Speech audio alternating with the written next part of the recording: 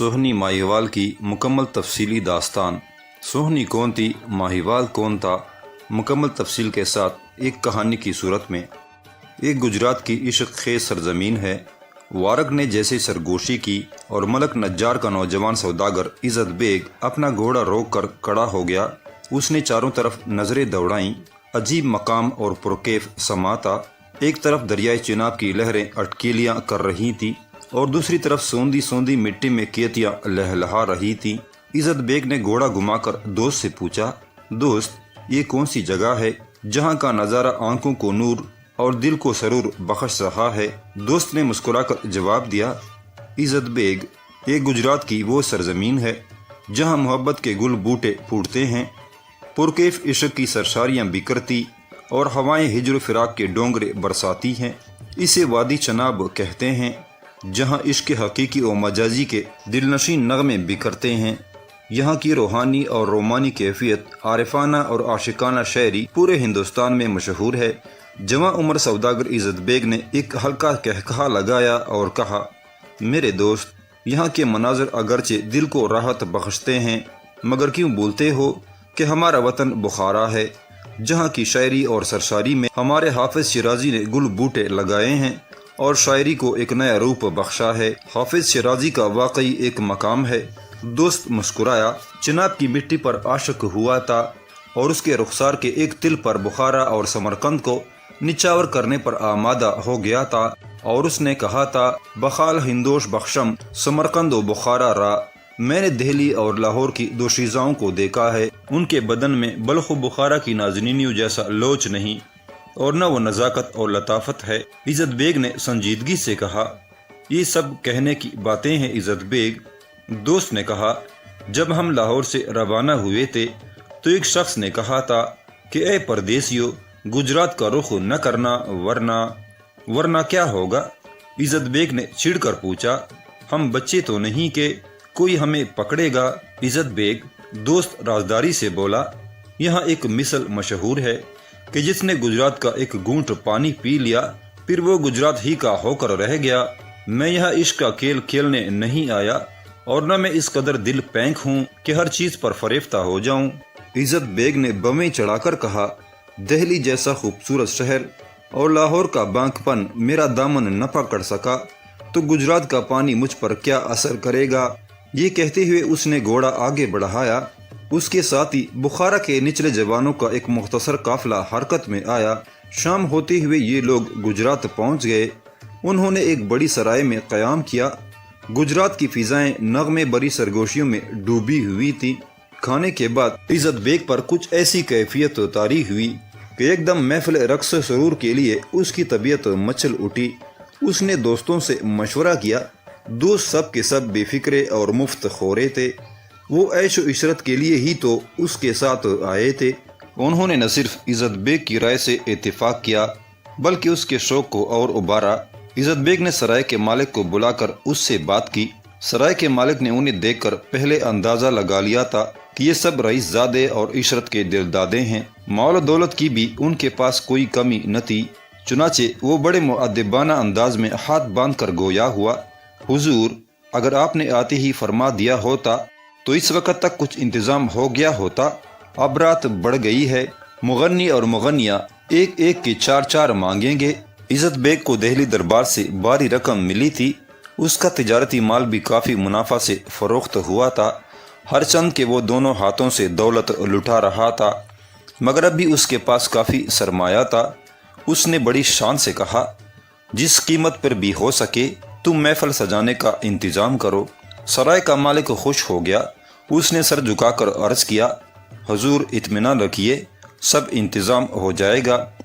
سرائے کا مالک جانے لگا تو عزت بیگ نے کہا، دیکھو ایسے گانے والوں کو بلانا جن کا گانا سن کر سفر کی تکان اور کلف دور ہو جائے، یہ میرا ذمہ ہے حضور۔ سرائے کے مالک نے سینے پر ہاتھ رکھ کر کہا، ایک سے ایک گانے والے اور گانے والیاں موجود ہیں، میرے گجرات میں حضور کی طبیعت خوش ہو جائے گی۔ سرائے کے مالک نے واقعی بڑی تیزی سے انتظام کیا۔ میدان میں بڑا شامیانہ لگایا گیا، صاف ستھرا فرش بچھایا گیا۔ پھر عزت بیگ اپنے مفت خورے یاروں کو لے کر محفل میں جا بیٹھا۔ اس وقت تک درجن بلکہ زیادہ گانے اور ناچنے والیاں جمع ہو گئی تھیں۔ سازندوں نے ساز درست کیے، سر سے سر ملائے گئے اور موسیقی کی تانیں بکھریں۔ عزت بیگ خود گانے کا ماہر تھا۔ ہندی راگ راگنیاں سن کر وہ دم بخود رہ گیا۔ راگ راگنیوں نے وہ سما باندھا کہ محفل جاگ اٹھی۔ کسی نے بھاگ بھیرو گائے تو کسی نے ٹوڈی، سوری اور بیڑی کی تانیں لگائیں۔ مرصدہ، تلنگ، ملبار اور دناسری کی گلے بازی نے دلوں کا سکون چھین لیا۔ ملہار اور دناسری کی گلے بازی شروع ہوئی تو یوں معلوم ہوا جیسے تانسن اور بیجو باورا محفل میں آ گئے ہوں۔ گلے بازی نے دلوں کا سکون چھین لیا۔ کوئی پوربی، کوئی کماخ، کلیاندی، نٹ مکبان، بباگ، گوری، ٹلت، پنجم، دیپک، نڈول اور دوسری مشرقی موسیقی کا وہ کون سا راگ اور راگنی ہے جس نے عزت بیگ کے دل کو بے قرار نہ کیا؟ اس پر مستزاد یہ کہ رقاصائیں راگنیوں کے چڑھاؤ پر کمر لچکاتیں، بل کاتیں اور مرکیاں لیتیں تو محفل میں کیف کی پواریں پڑنے لگتیں۔ عزت بیگ کے دوست حیران ہو کر ایک دوسرے کا منہ دیکھتے اور تڑپ تڑپ کے آہیں بھرتے۔ تمام شب رقص و موسیقی کے ساغر چلتے رہے، سینے جلتے اور جذبات بڑھتے رہے۔ صبح اگر اپنا چہرہ نہ دکھاتی تو شاید یہ محفل ابھی کچھ دیر اور چلتی، مگر اذان کی آواز نے سب کو جھنجھوڑ دیا اور شیطان اپنی فریب کاریوں کے ساتھ اندھیرے ہی میں کسی دوسری طرف نکل گیا۔ عزت بیگ اس محفل سے ایسا خوش ہوا کہ بلا تفریق ہر گانے اور ناچنے والی کو موٹی موٹی بر سونے کی مہریں دیں جو ان کے 1000 مجروں کی آمدنی سے بھی زیادہ تھیں۔ نماز ختم ہوئی تو عزت بیگ ساتھیوں سے بولا، دوستو، یہ شہر عجب رنگ اور سحر انگیز ہے۔ اس کا ہر لہجہ ایک نیا کیف عطا کرتا ہے۔ میرا دل ہے کہ سینے سے باہر نکلا آتا ہے۔ ایسے مقام سے جس قدر جلد ممکن ہو کسی اور طرف نکل چلو، ورنہ یہ عشرت کوشیاں اور رنگینیاں ہمیں فقیر کر دیں گی اور ہم خاک بخارا پر تڑپتے رہ جائیں گے۔ عزت بیگ کے دوستوں کو بھی ہوش آیا۔ وطن سے نکلے انہیں ایک زمانہ ہو گیا تھا، عیش و عشرت سے بھی دل سیر ہو گیا تھا۔ انہوں نے عزت بیگ کی تائید کی اور طے پایا کہ آج دن بھر آرام کیا جائے، کچھ دیر گجرات میں خرید و فروخت کی جائے، پھر دوپہر ڈلتے ہی یہاں سے جہلم کی طرف کوچ کیا جائے۔ عزت بیگ نے ملازم کو حکم دیا تھا کہ وہ کمہار کی دکان پر جائے اور بہترین ظروف کا انتخاب کر آئے تاکہ جس وقت یہ لوگ بازار کی سیر کو نکلیں تو خرید و فروخت میں زیادہ وقت صرف نہ ہو۔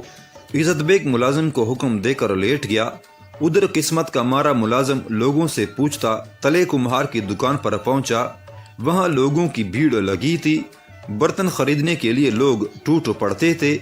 نوکر نے برتنوں پر نظر ڈالی تو اس کو بھیڑ کا سبب معلوم ہو گیا۔ برتنوں کی صفائی، خوشنمائی، رنگوں کی آمیزش اور حسن دلربائی اپنا جواب نہ رکھتی تھی۔ نوکر نے چند ظروف نظروں ہی نظروں میں منتخب کیے، پھر ایک نہایت خوبصورت اور نازک پیالہ خریدنے کے لیے اٹھایا۔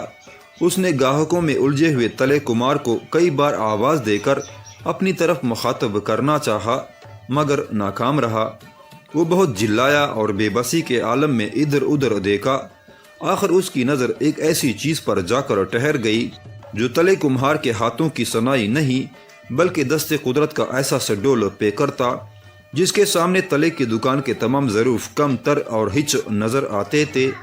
یہ تلے کمہار کی جوان سال بیٹی تھی جسے سوہنی کے نام سے پکارا جاتا تھا۔ یہ بلاخیز اٹھتی اور امڑتی جوانی صرف نام ہی کی سوہنی نہیں تھی بلکہ اس کا انگ انگ سوہنا تھا۔ کجرے میں ڈوبی ہوئی سیاہ آنکھیں، مور جیسی سبک چال، سرخ دہکتے رخسار اور اس پر لشکارے مارتا سیاہ تل کیسا سونا لگتا تھا۔ یہاں تک کہ اس کی دراز زلفیں اور لال لال ہونٹ بھی نازک اور سہنے تھے۔ مختصر یہ کہ سوہنی سر سے پیر تک سہنی تھی۔ یہی نہیں بلکہ اسے دیکھنے والی نظریں بھی سہنی ہو جاتی تھیں۔ عزت بیگ کا نوکر پیالہ ہاتھ میں لیے دیر تک ایک ٹک سے اسے دیکھتا رہا، پھر کسی خریدار کے دھکے سے چونکا، پھر اس نے گھبرا کر چاروں طرف دیکھا۔ سوہنی دوسری گاہکوں کو سامان دے رہی تھی۔ نوکر کے دل سے ایک ٹھنڈی آہ نکلی۔ تلے کمار کو خالی دیکھ کر اس نے پیالے کی قیمت ادا کی اور ایک بار دیکھ کر دوبارہ دیکھنے کی آرزو دل میں لیے سرائے کی طرف چلا۔ وہاں سب لوگ جیسے گھوڑے بیچ کے سوئے ہوئے تھے۔ دوپہر ہونے کو آئی تھی۔ مگر ہر ایک کے حلق سے خراٹے نکل رہے تھے۔ نوکر نے پیالہ ایک طرف رکھ کے ہولے ہولے عزت بیگ کو جگانا شروع کیا۔ عزت بیگ آنکھیں ملتا ہوا اٹھا۔ اس کا بدن اب تک کسل مند تھا اور آنکھوں میں سرخ ڈورے دوڑ رہے تھے۔ رات کا نقشہ ذہن میں کچھ اس طرح جم گیا تھا کہ وہ اب تک یہی سمجھ رہا تھا کہ اب تک رات ہے اور محفل رقص و سرور برپا ہے۔ عزت بیگ نے نیم باز آنکھوں سے نوکر کو دیکھا اور جھومتے ہوئے بولا، ان سے کہو کہ یہ بخارا، بلخ یا سمرقند کا راگ چھیڑیں۔ یہ کہہ کر اس نے چاہا کہ پھر تکیے پر سر رکھ لے، مگر نوکر نے اسے سنبھالا۔ آنکھیں کھولیے، ہوش میں آئیے، نوکر نے اس سے کہا، دوپہر سر پر کڑی ہے اور آپ اب تک لذت سحر میں مبتلا ہیں۔ رات گئی، بات گئی، اب تو ایک نیا قصہ چھڑا ہے جسے سننا اور دیکھنا آپ کے لیے ضروری ہے۔ اسے دیکھیے تو پھر کسی اور طرف دیکھنے کو جی نہ چاہے گا، اسے سنیے تو بس سنتے ہی رہیے۔ کیا چیز بنائی ہے قدرت نے۔ نوکر کے جھنجھوڑنے سے عزت بیگ کے حواس کچھ درست ہوئے۔ اسے یاد آیا کہ نوکر کو تلے کمہار کی دکان پر ظروف منتخب کرنے کو بھیجا تھا۔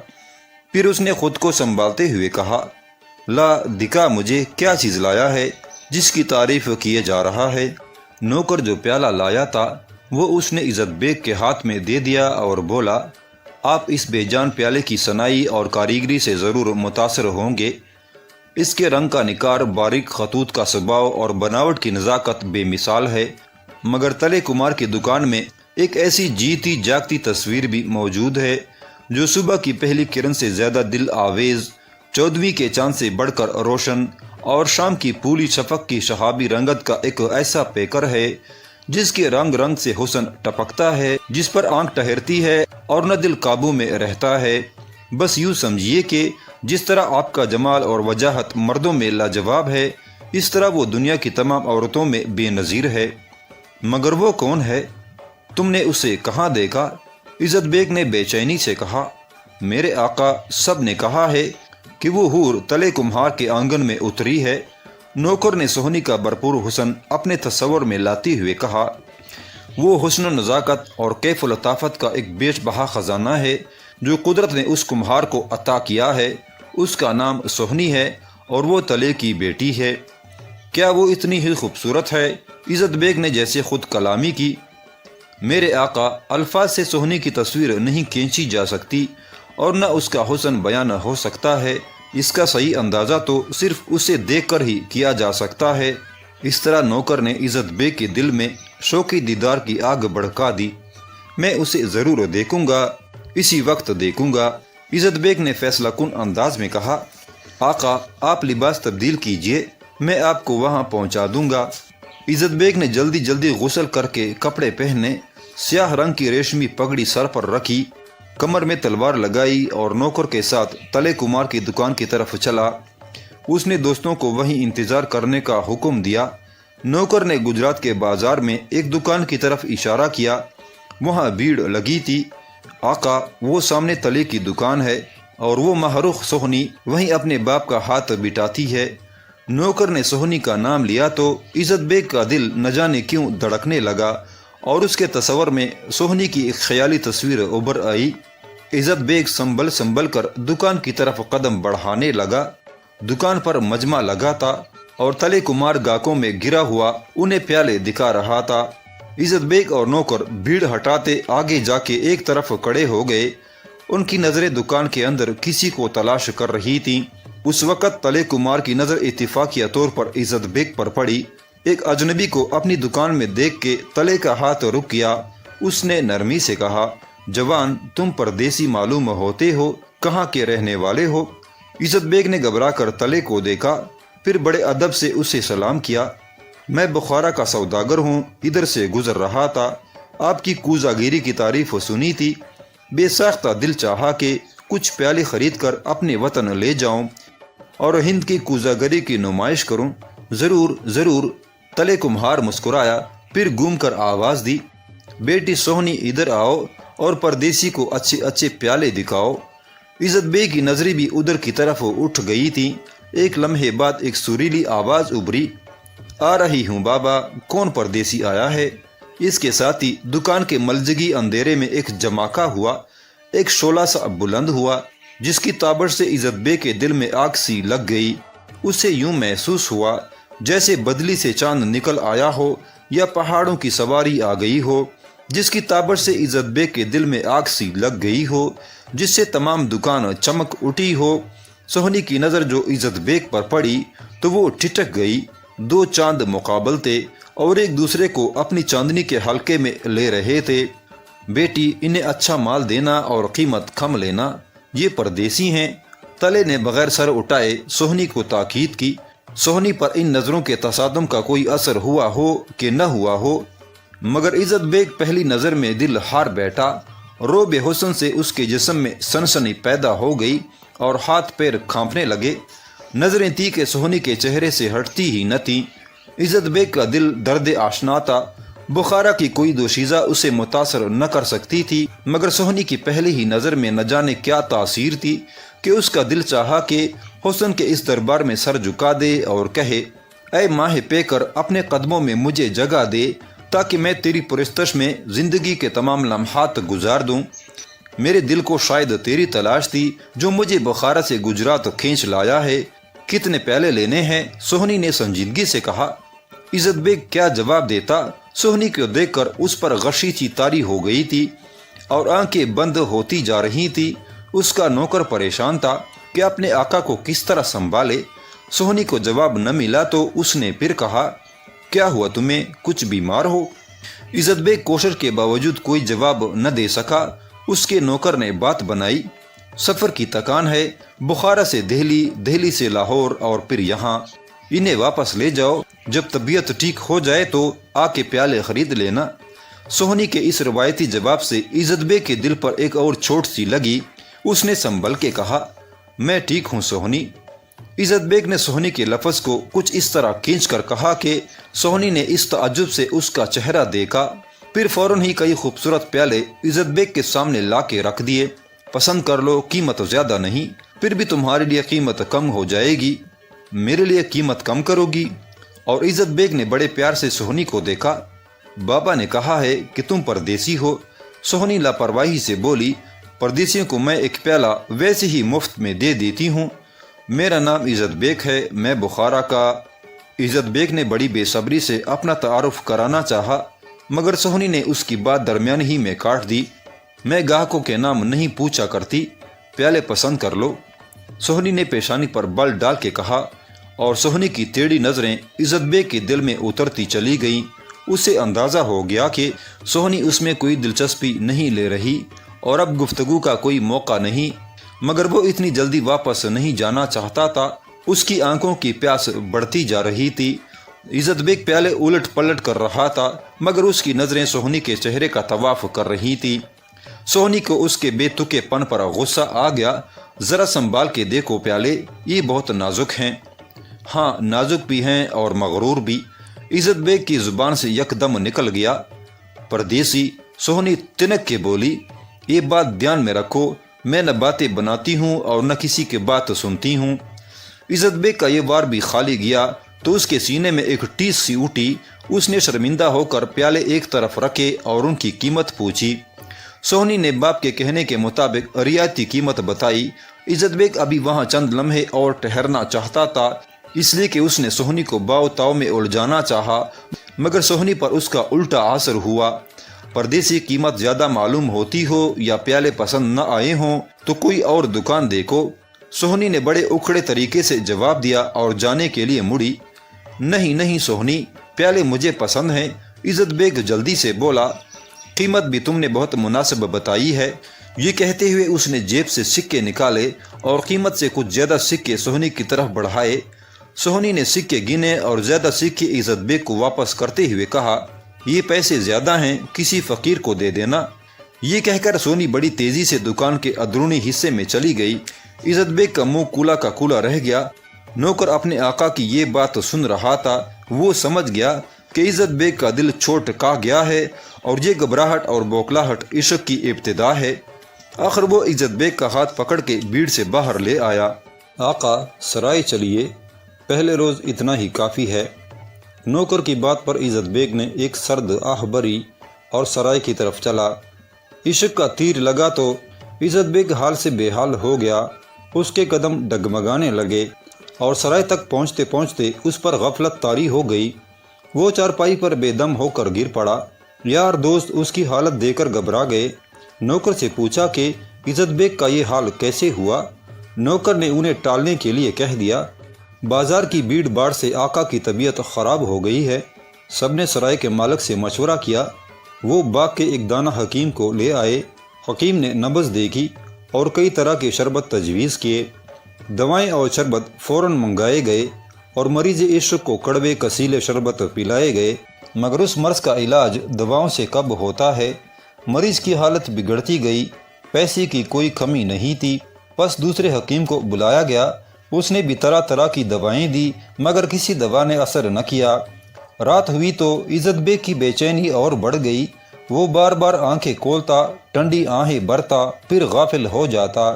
دوست عاجز ہو کے اپنے اپنے بستروں میں گھس گئے۔ صرف وفادار ملازم اس کے سرہانے بیٹھا رہا۔ شاید اس نے بھی جوانی میں کوئی چوٹ کھائی تھی، اس لیے وہ عزت بیگ کے دل کی حالت سے واقف تھا۔ بہت رات گئے، عزت بیگ نے آنکھیں کھولی۔ ملازم نے جھک کر سرگوشی کی، آقا دل کو سنبھالیے ورنہ بات کھل جائے گی اور آپ کے دوست آپ کا مذاق اڑائیں گے۔ کیسے صبر کروں؟ سہنی کی تصویر آنکھوں میں گھوم رہی ہے۔ عزت بیگ نے ٹھنڈی سانس لی۔ میری زندگی چاہتے ہو تو فوراً سہنی کے پاس چلو ورنہ میرا دم گھٹ جائے گا۔ آقا ہوش کی باتیں کیجیے، آدھی رات ہو رہی ہے، اس وقت اس سے کیسے ملاقات ہو سکتی ہے؟ غلام نے اسے سمجھایا، صبح ہونے دیجیے پھر کوئی تدبیر کی جائے گی، مگر صبح تک تو میری زندگی کی شام ہو جائے گی۔ عزت بیگ نے افسردگی سے کہا، میری آنکھیں سہنی کو دیکھنے کے لیے بے تاب ہیں، مجھے اس کی صرف ایک جھلک دکھا دو، خدا کے لیے صبر کیجیے میرے آقا۔ ملازم گھبرا گیا، ہم پردیش میں ہیں، اپنی عزت کا خیال کیجیے، کوئی ایسی ویسی بات ہو گئی تو معاملہ سرکار دربار تک پہنچے گا، آپ کا کون ساتھ دے گا یہاں؟ عزت بیگ سب کچھ سمجھ رہا تھا، مگر دل تھا کہ پہلو سے نکلا جاتا تھا۔ عشق اور دیوانگی کی پہلی رات تھی۔ ہجر و فراق کی لذت سے عزت بیگ واقف نہ تھا۔ دل میں ٹیس اٹھتی تو وہ تڑپ جاتا، گھبرا گھبرا کے چاروں طرف دیکھتا۔ ملازم کے سوا اس وقت کوئی اور ہمدرد نہ تھا۔ اس کی آنکھوں میں ایک تصویر سجی تھی جو بار بار اسے اپنی طرف بلاتی، اور اس کا دل چاہتا کہ تمام حدیں توڑ کے وہ سہنی کے دروازے پر پہنچ جائے اور اس کے حسن کی خیرات مانگے، مگر اس کے راستے میں ایک بھیانک خالی رات حائل تھی۔ دوسرا اس کا ملازم تھا جو اس سے بھی زیادہ بے چینی کے عالم میں اس پر نظریں جمائے بیٹھا تھا۔ اس نے آقا کے زخمی دل پر یہ کہہ کر صبر کا پایہ رکھ دیا کہ صبح ہوتے ہی وہ اسے سہنی کے پاس لے جائے گا۔ عزت بیگ سرائے کے ایک کمرے میں مقیم تھا، اس لیے اس کی رات اختر شماری کے بجائے چھت کی کڑیاں شماری میں گزری۔ اس رات اس پر کیا کیا قباحتیں نہ گزریں، کتنی بات موت آئی اور پھر زندگی ملی۔ یوں ساری رات آہیں برتے گزری۔ فجر کی اذان ہوئی تو عزت بیگ اٹھ کے بیٹھ گیا۔ اس کے وفادار ملازم نے بھی آنکھوں ہی میں رات گزاری تھی اور آقا کی بے چینی کے پیش نظر اپنی جگہ ہل کے بھی کہیں نہیں گیا تھا۔ چلنے کی تیاری کرو۔ عزت بیگ نے جیسے التجا کی، اب صبر نہیں ہوتا۔ میرے مالک، میرے آقا، ذرا دن تو چڑھنے دو، ابھی تو بازار بھی نہیں کھلا ہوگا۔ ملازم نے عاجزی سے کہا، ٹھیک ہے، مصیبت میں سایہ بھی ساتھ چھوڑ جاتا ہے۔ عزت بیگ افسردگی سے بولا، تم نہیں جا سکتے تو میں اکیلا ہی جاؤں گا۔ ملازم نے اس کی ضد کے آگے ہتھیار ڈال دیے، آقا میں آپ کو اکیلے کیسے چھوڑ سکتا ہوں؟ منہ ہاتھ دھو کے دوسرے کپڑے پہن لیجئے، میں آپ کے ساتھ چلوں گا۔ جس وقت عزت بیگ ملازم کے ساتھ تلے کمہار کی دکان پر پہنچا تو وہ دکان کے تڑے پر نماز پڑھنے میں مصروف تھا۔ یہ دونوں اس کے قریب جا کر کھڑے ہو گئے۔ ملازم نے عزت بیگ کو سمجھا دیا تھا کہ چونکہ اس کی طبیعت ٹھیک نہیں ہے، اس لیے وہ تلے سے کم از کم گفتگو کرے، بلکہ ہو سکے تو بالکل خاموش رہے۔ ملازم کو خطرہ تھا کہ عزت بیگ کہیں اپنی بوکھلاہٹ میں کوئی ایسی بات نہ کہہ بیٹھے کہ لینے کے دینے پڑ جائیں۔ تلے نے مسکرا کر پوچھا، پردیسیو خیریت تو ہے؟ یہ صبح ہی صبح کیسے آنا ہوا؟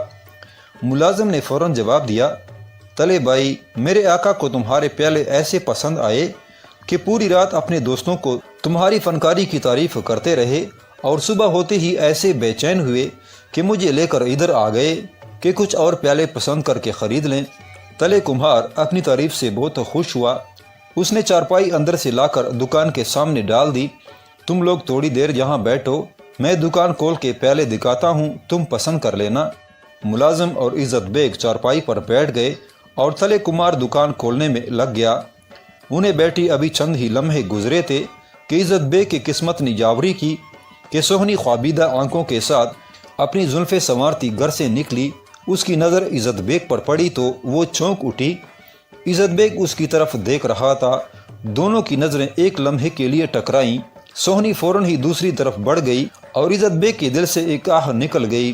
عزت بیگ جب سرائے سے چلا تھا تو اس کا چہرہ فک اور رنگ دھواں ہو رہا تھا، مگر سوہنی پر نظر پڑتی ہی اس کے دل کا گلاب کھل اٹھا تھا اور چہرے پر رونق آ گئی تھی۔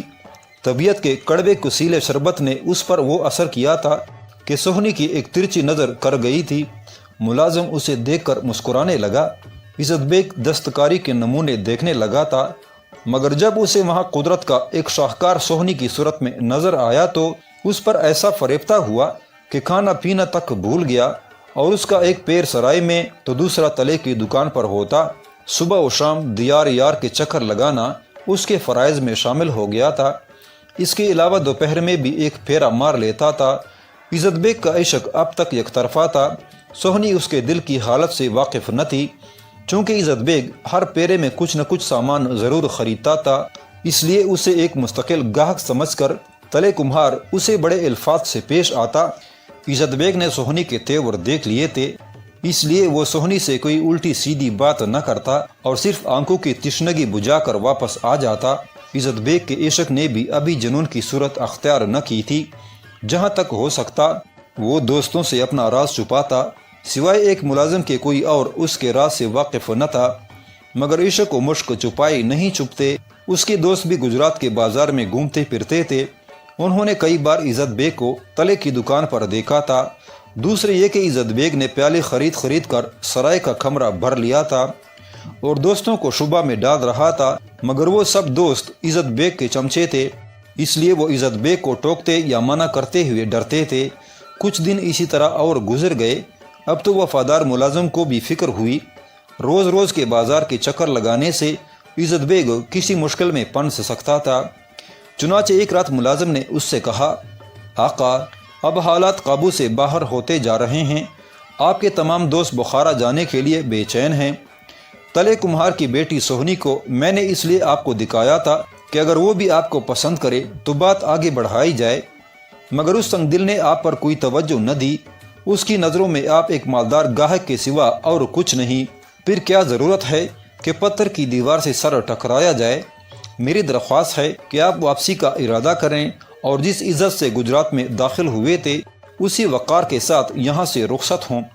عزت بیگ نے ٹھنڈی سانس لے کر جواب دیا، میں نے تمہاری باتیں توجہ سے سنی، تم نے جو کچھ کہا اس میں ایک لفظ بھی غلط نہیں، مگر میں کیا کروں؟ عقل کہتی ہے کہ بخارا کا رخ کر، مگر سوہنی کی موہنی صورت راستہ روک کر کھڑی ہو جاتی ہے۔ اس کی خوشبو میرے خون کی گردش میں شامل ہو گئی ہے۔ میں اس خوشبو سے دور رہنا بھی چاہوں تو نہیں رہ سکتا۔ اب گجرات کی رات میری رات ہے اور گجرات کی صبح میری صبح ہے۔ اگر تم یا میرے دوست میرا ساتھ چھوڑنا چاہتے ہیں تو میں کسی کو نہیں روکوں گا۔ میں یا تو اس سرزمین کی شہزادی حاصل کر لوں گا یا پھر اس زمین میں دفن ہو کے رہ جاؤں گا۔ مگر آپ یہ کیوں غور نہیں کرتے کہ اگر آپ نے تلے کی دکان پر جانا نہ چھوڑا تو ایک دن آپ کو گجرات سے بڑی بے عزتی کے ساتھ نکلنا پڑے گا۔ غلام نے ذرا تلخ لہجے میں کہا، جس کام سے کچھ حاصل نہ ہو اس کے لیے بے عزت ہونا کوئی عقل مندی کی بات نہیں۔ عزت بیگ اپنے وفادار کے بگڑے تیور دیکھ کر پریشان ہو گیا۔ اس نے کہا، اگر میں سوہنی کی دکان پر جانا چھوڑ دوں پھر تو تم لوگوں کو یہاں رہنے پر کوئی اعتراض تو نہ ہوگا؟ میرے مالک، غلام نے سمجھاتے ہوئے کہا، آخر گجرات میں ٹھہرنے کی کوئی وجہ تو ہونی چاہیے۔ کیا لوگ نہیں پوچھیں گے کہ ہم یہاں کیوں پڑے ہوئے ہیں؟ ہمارے پاس کافی رقم ہے، ہم یہاں کوئی دکان بھی تو کھول سکتے ہیں۔ عزت بیگ کو ایک عقل کی بات سوجھی۔ عزت بیگ کے دوستوں نے ملازم کو بھی ورغلا دیا تھا اور اسے ڈرایا تھا کہ اگر عزت بیگ کچھ دن اور گجرات میں رہا تو آوارہ گردی میں پکڑا جائے گا اور ہم سب اس کے ساتھ کھینچے پھریں گے۔ اسی لیے ملازم اپنے آقا کو جلد از جلد یہاں سے نکال لے جانا چاہتا تھا۔ عزت بیگ کی زبان سے دکان کا ذکر سن کر اس کے دماغ نے بھی کام کیا۔ آقا، آپ نے ٹھیک فرمایا۔ نوکر نے تائید کرتے ہوئے کہا، اگر ہم گجرات میں دکان کھول لیں تو پھر ہمارے یہاں رہنے پر کسی کو اعتراض نہ ہوگا۔ آپ سہنی کے دیدار سے آنکھیں سینکیے گا اور ہم کاروبار کرتے رہیں گے۔ عزت بیگ ملازم کی بات سن کر بہت خوش ہوا۔ اس نے کہا، بس تو پھر ٹھیک ہے، تم کل ہی کوئی دکان کھول لو، جتنی رقم کی ضرورت ہوگی میں دوں گا، مگر عزت بیگ کہتے کہتے رکا۔ آپ شاید سوچ رہے ہیں کہ دکان کاہے کی کھولی جائے؟ ملازم نے سمجھتے ہوئے کہا، وہ میں نے پہلے ہی سوچ لیا ہے، دکان ایسی ہونی چاہیے جس کی وجہ سے آپ کا اور سہنی کا رابطہ قائم رہے۔ عزت بیگ نے ملازم کو تعجب سے دیکھا۔ میں تمہارا مطلب سمجھا نہیں۔ آقا، سہنی کی دکان برتنوں کی ہے، اگر ہم بھی برتنوں کی دکان کھول لیں تو پھر آپ کا سہنی کی دکان پر روز آنا جانا ہو سکتا ہے۔ اور ملازم نے مسکرا کر عزت بیگ کو دیکھا۔ واہ بھائی واہ، مان گئے تمہیں۔ عزت بیگ اس کی ترکیب سے پڑک اٹھا، تم نے میرے مرض کا علاج کر دیا۔ اس رات عزت بیگ کو خوب نیند آئی۔ صبح کو بھی دیر سے بیدار ہوا۔ جب وہ جاگا تو ملازم سرائے میں موجود نہ تھا۔ دریافت کرنے پر معلوم ہوا کہ وہ سویرے ہی سویرے کہیں گیا ہے۔ ابھی عزت بیگ اس بارے میں سوچ ہی رہا تھا کہ وہ خوش واپس آ گیا۔ اس نے بتایا، بازار میں سہنی کی دکان سے کچھ فاصلے پر ایک ایسا مکان تلاش کر لیا ہے جس کے ساتھ ایک دکان بھی ہے۔ یہی نہیں بلکہ مالک کے مکان سے مل کر اس سے یہ بھی طے کر آیا ہوں کہ وہ اس دکان میں سارا سامان لگا کر باقاعدہ خرید و فروخت شروع کرے گا۔ عزت بیگ نے مکان کا کرایہ پیشگی ادا کر دیا اور احباب سے کہا کہ وہ اس نئے مکان میں منتقل ہو جائیں۔ دوست احباب یا مفت خور عزت بیگ کے حکم کے تحت اس گھر میں پہنچ گئے۔ اس طرح عزت بیگ ایک طرح سے وہاں مستقل طور پر رہ پڑا۔ اس کے دوست احباب نے جب دیکھا کہ عزت بیگ دوسرے دندے میں لگ گیا ہے تو انہوں نے بھی ایک ایک کر کے کسکنا شروع کر دیا اور جدھر کا منہ اٹھا ادھر چلا گیا۔ ادھر عزت بیگ نے اس دکان میں تلے کمہار سے برتن خرید کر اس کے ہی مقابلے پر ایک نئی دکان سجا لی۔ تلے کمہار کے مقابلے پر نئی دکان کھل گئی، مگر اسے اس کی کوئی فکر یا پریشانی نہ تھی، کیونکہ اب تلے کمہار جس قدر ظروف تیار کرتا، عزت بیگ انہیں خرید کر اپنی دکان میں سجا لیتا۔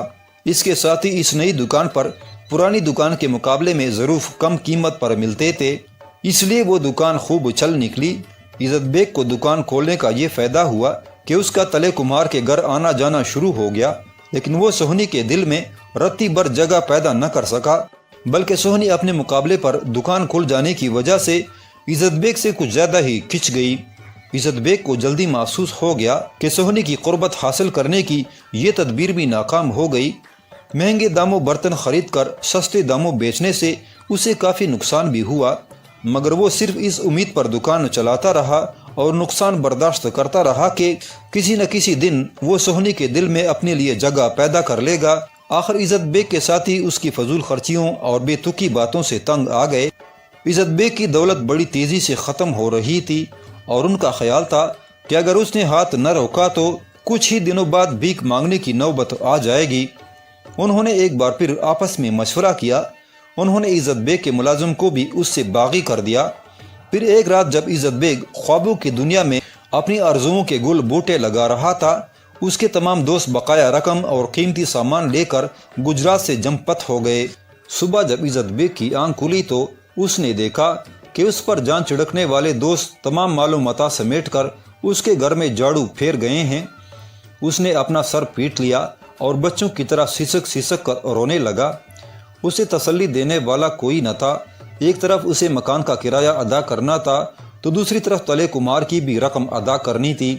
گھر میں کوئی ایسی چیز نہ تھی جسے بیچ کر وہ ادائیگی کرتا۔ آخر اس نے دکان بند کر دی اور گھر میں چپ کے بیٹھ گیا، مگر اس طرح تو زندگی نہیں گزاری جا سکتی تھی۔ پہلے اس نے سوچا وہ بھی خاموشی سے کسی طرح نکل جائے، مگر سہنی کی تصویر فوراً اس کے سامنے آ جاتی۔ عزت بیگ کو محسوس ہوا جیسے سہنی بڑے غصے سے اسے دیکھ رہی ہے۔ پھر سہنی کے ہونٹ ہلے اور اس نے طنزیہ لہجے میں کہا، عزت بیگ، اتنی سی مصیبت سے گھبرا گئے؟ پھر کس لیے محبت کا دعویٰ کیا تھا؟ اس میدان میں تو سر سے کفن باندھنا پڑتا ہے، نقد جان کا نذرانہ پیش کرنا ہوتا ہے، تم نے تو صرف مال ہی گنوایا ہے۔ عاشق کی نظر میں مال و دولت کی کوئی حقیقت نہیں ہوتی۔ پہلے ہی قدم پر پاؤں توڑ کے بیٹھ گئے تو مقصد کو کس طرح پہنچو گے؟ ابھی تو ہجر و فراق کی طویل راتوں سے گزرنا ہے، بدنامی اور رسوائی کے دریا کو عبور کرنا ہے، پھر جان کی بازی لگانا ہے۔ اگر تم اس قدر بزدل تھے تو پھر اس راستے میں قدم ہی کیوں رکھا تھا؟ محبت بازار میں نہیں بکتی کہ رقم سے اسے خرید لو۔ محبوب کی ایک نظر التفات کے لیے شعلوں کے سمندر سے گزرنا پڑتا ہے۔ اگر جان قربان کر کے بھی وصال یار حاصل ہو جائے تو یہ سودا بہت سستا ہے۔ قیس و لیلی کو دیکھو، وامق و عزرا پر نظر ڈالو، اس جناب کی چاندنی راتوں میں ہیر رانجھا کی روحوں کو دیکھتے ہوئے دیکھو تو تمہیں معلوم ہوگا کہ یہ تمام عاشق اپنی اپنی مراد کو کس طرح پہنچے۔ ابھی وقت ہے، اگر محبت میں گرمی، عشق میں سوزش نہیں تو سہنی کا خیال دل سے نکال دو اور بخارا واپس چلے جاؤ۔ سہنی کے متحرک لب خاموش ہوئے تو عزت بیگ چیخ کر بولا، نہیں نہیں سہنی، میں تمہیں نہیں چھوڑ سکتا، تمہارا خیال دل سے نہیں نکال سکتا۔ میں تم تک پہنچوں گا، راستے کے ہر پتھر سے سر پھوڑوں گا، بدنامی اور رسوائی کے تمام داغ سینے میں چھپا لوں گا۔ بخارا سے میرا کوئی تعلق نہیں، گجرات میرا ہے، میں گجرات کا ہوں۔ میری زندگی اور موت تیرے ہی قدموں میں اور تیرے ہی سرزمین سے وابستہ ہے۔ سہنی کی تصویر دھندلی ہو کر فضاؤں میں تحلیل ہو گئی۔ عزت بیگ نے اپنے ہی حال پر غور کیا، اسے اپنے آنسو بہانے پر افسوس ہوا۔ یہ تو سراسر محبت کی توہین ہے، یہ تو سراسر محبت کی توہین تھی۔ اس نے اپنے جسم میں ایک نئی توانائی محسوس کی، عزم اور ہمت کی جو طاقتیں پس منظر چلی گئی تھیں وہ پیش منظر میں آ گئیں اور اس کے قدم تلے کمہار کے گھر کی طرف اٹھنے لگے۔ تلے کمہار کو عزت بیگ کی خستہ حالت دیکھ کر بڑا افسوس ہوا۔ اس نے بڑے پیار سے پوچھا، پردیسی، تم نے کیا حالت بنا رکھی ہے؟ تم بڑی نفیس طبیعت کے مالک ہوا کرتے تھے، تمہارے لباس پر شکن تک نہ پڑتی تھی، پگڑی تم بڑی خوبصورتی سے باندھتے تھے، مگر اب میں دیکھ رہا ہوں کہ تمہارے بال بڑے ہوئے ہیں، کپڑے میلے ہیں، صورت پر حسرت برس رہی ہے، آخر یہ سب کیا ہے؟ عزت بیگ نے افسردگی سے کہا، تلے بابا، اب میرے پاس کیا درا ہے جو نئے کپڑے پہنوں یا بال بنوا کر خوبصورت پگڑی باندھوں؟ میرا تو سب کچھ لٹ گیا، میں اپنے ہی آدمیوں کے ہاتھ برباد ہو گیا۔ عزت بیگ نے کچھ ایسی افسردگی سے کہا کہ تلے کمہار کا دل بھر آیا۔ اس نے عزت بیگ کو قریب بٹھا کر اس کے سر پر ہاتھ پھیرا اور محبت سے کہا، جوان، تم پردیسی ہو، تم نے میرے مقابلے پر دکان کھولی، مگر مجھے تم سے کوئی شکوہ شکایت نہیں۔ مجھے صاف صاف بتاؤ، تم پر کیا گزری؟ تمہارے کس آدمی نے تمہیں لوٹا، برباد کیا ہے؟ عزت بیگ اپنی داستان بیان کرنے والا تھا کہ سہنی باپ کے پاس آئی۔ اس نے اپنے باپ اور پردیسی کو خاموش اور افسردہ دیکھا تو واپس جانا چاہا، مگر تلے کمار نے اسے بیٹھنے کا اشارہ کیا۔ سہنی کی موجودگی سے عزت بیگ پر اور زیادہ رقت طاری ہو گئی اور اس نے بڑے پروردہ لہجے میں اپنی داستان علم کا آغاز کیا اور زیب داستان کے لیے اس میں اپنی طرف سے کچھ گٹا بڑھا بھی دیا۔ عزت بیگ نے کہنا شروع کیا، تلے بابا، میں اپنے دوستوں پر اپنے سے زیادہ اعتماد کرتا تھا، یہ سفر میں ہمیشہ میرے ساتھ ہوتے تھے۔ کہنے کو میں ملک خراسان کا رہنے والا ہوں، مگر میں بچپن ہی سے سفر میں ہوں۔ ایک جگہ سے سامان اٹھاتا ہوں اور دوسری جگہ لے جا کر فروخت کر دیتا ہوں، اس لیے میرا کوئی خاص ٹھکانہ نہیں۔ اس سفر میں بھی وہ میرے ساتھ آئے تھے۔ میں دہلی گیا، دربار شاہی میں نذرانہ پیش کر کے بڑا انعام و اکرام پایا۔ آپ کی کوزہ گری کی تعریف میں نے پہلے سن رکھی تھی۔ شہر لاہور سے گزرا تو بے ساختہ آپ سے ملنے اور آپ کی کاریگری کو دیکھنے کا شوق دل میں پیدا ہوا۔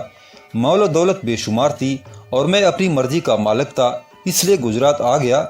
تلے بابا، گجرات کا شہر، دریائے چناب کا کنارہ، ہوا کے سبک جھونکوں میں بسی ہوئی خوشبو، غرض یہ کہ گجرات کی بے جان اور جاندار چیز میں مجھے ایسی جاذبیت اور حسن نظر آیا کہ یہ خطہ مجھے جنت کا ٹکڑا اور بہشت بری کا ایک حصہ معلوم ہوا، اور میں نے فیصلہ کیا کہ میں اپنی عمر گجرات میں ہی گزاروں گا اور اس سرزمین میں دفن ہو کر اپنی روح کو تسکین دوں گا۔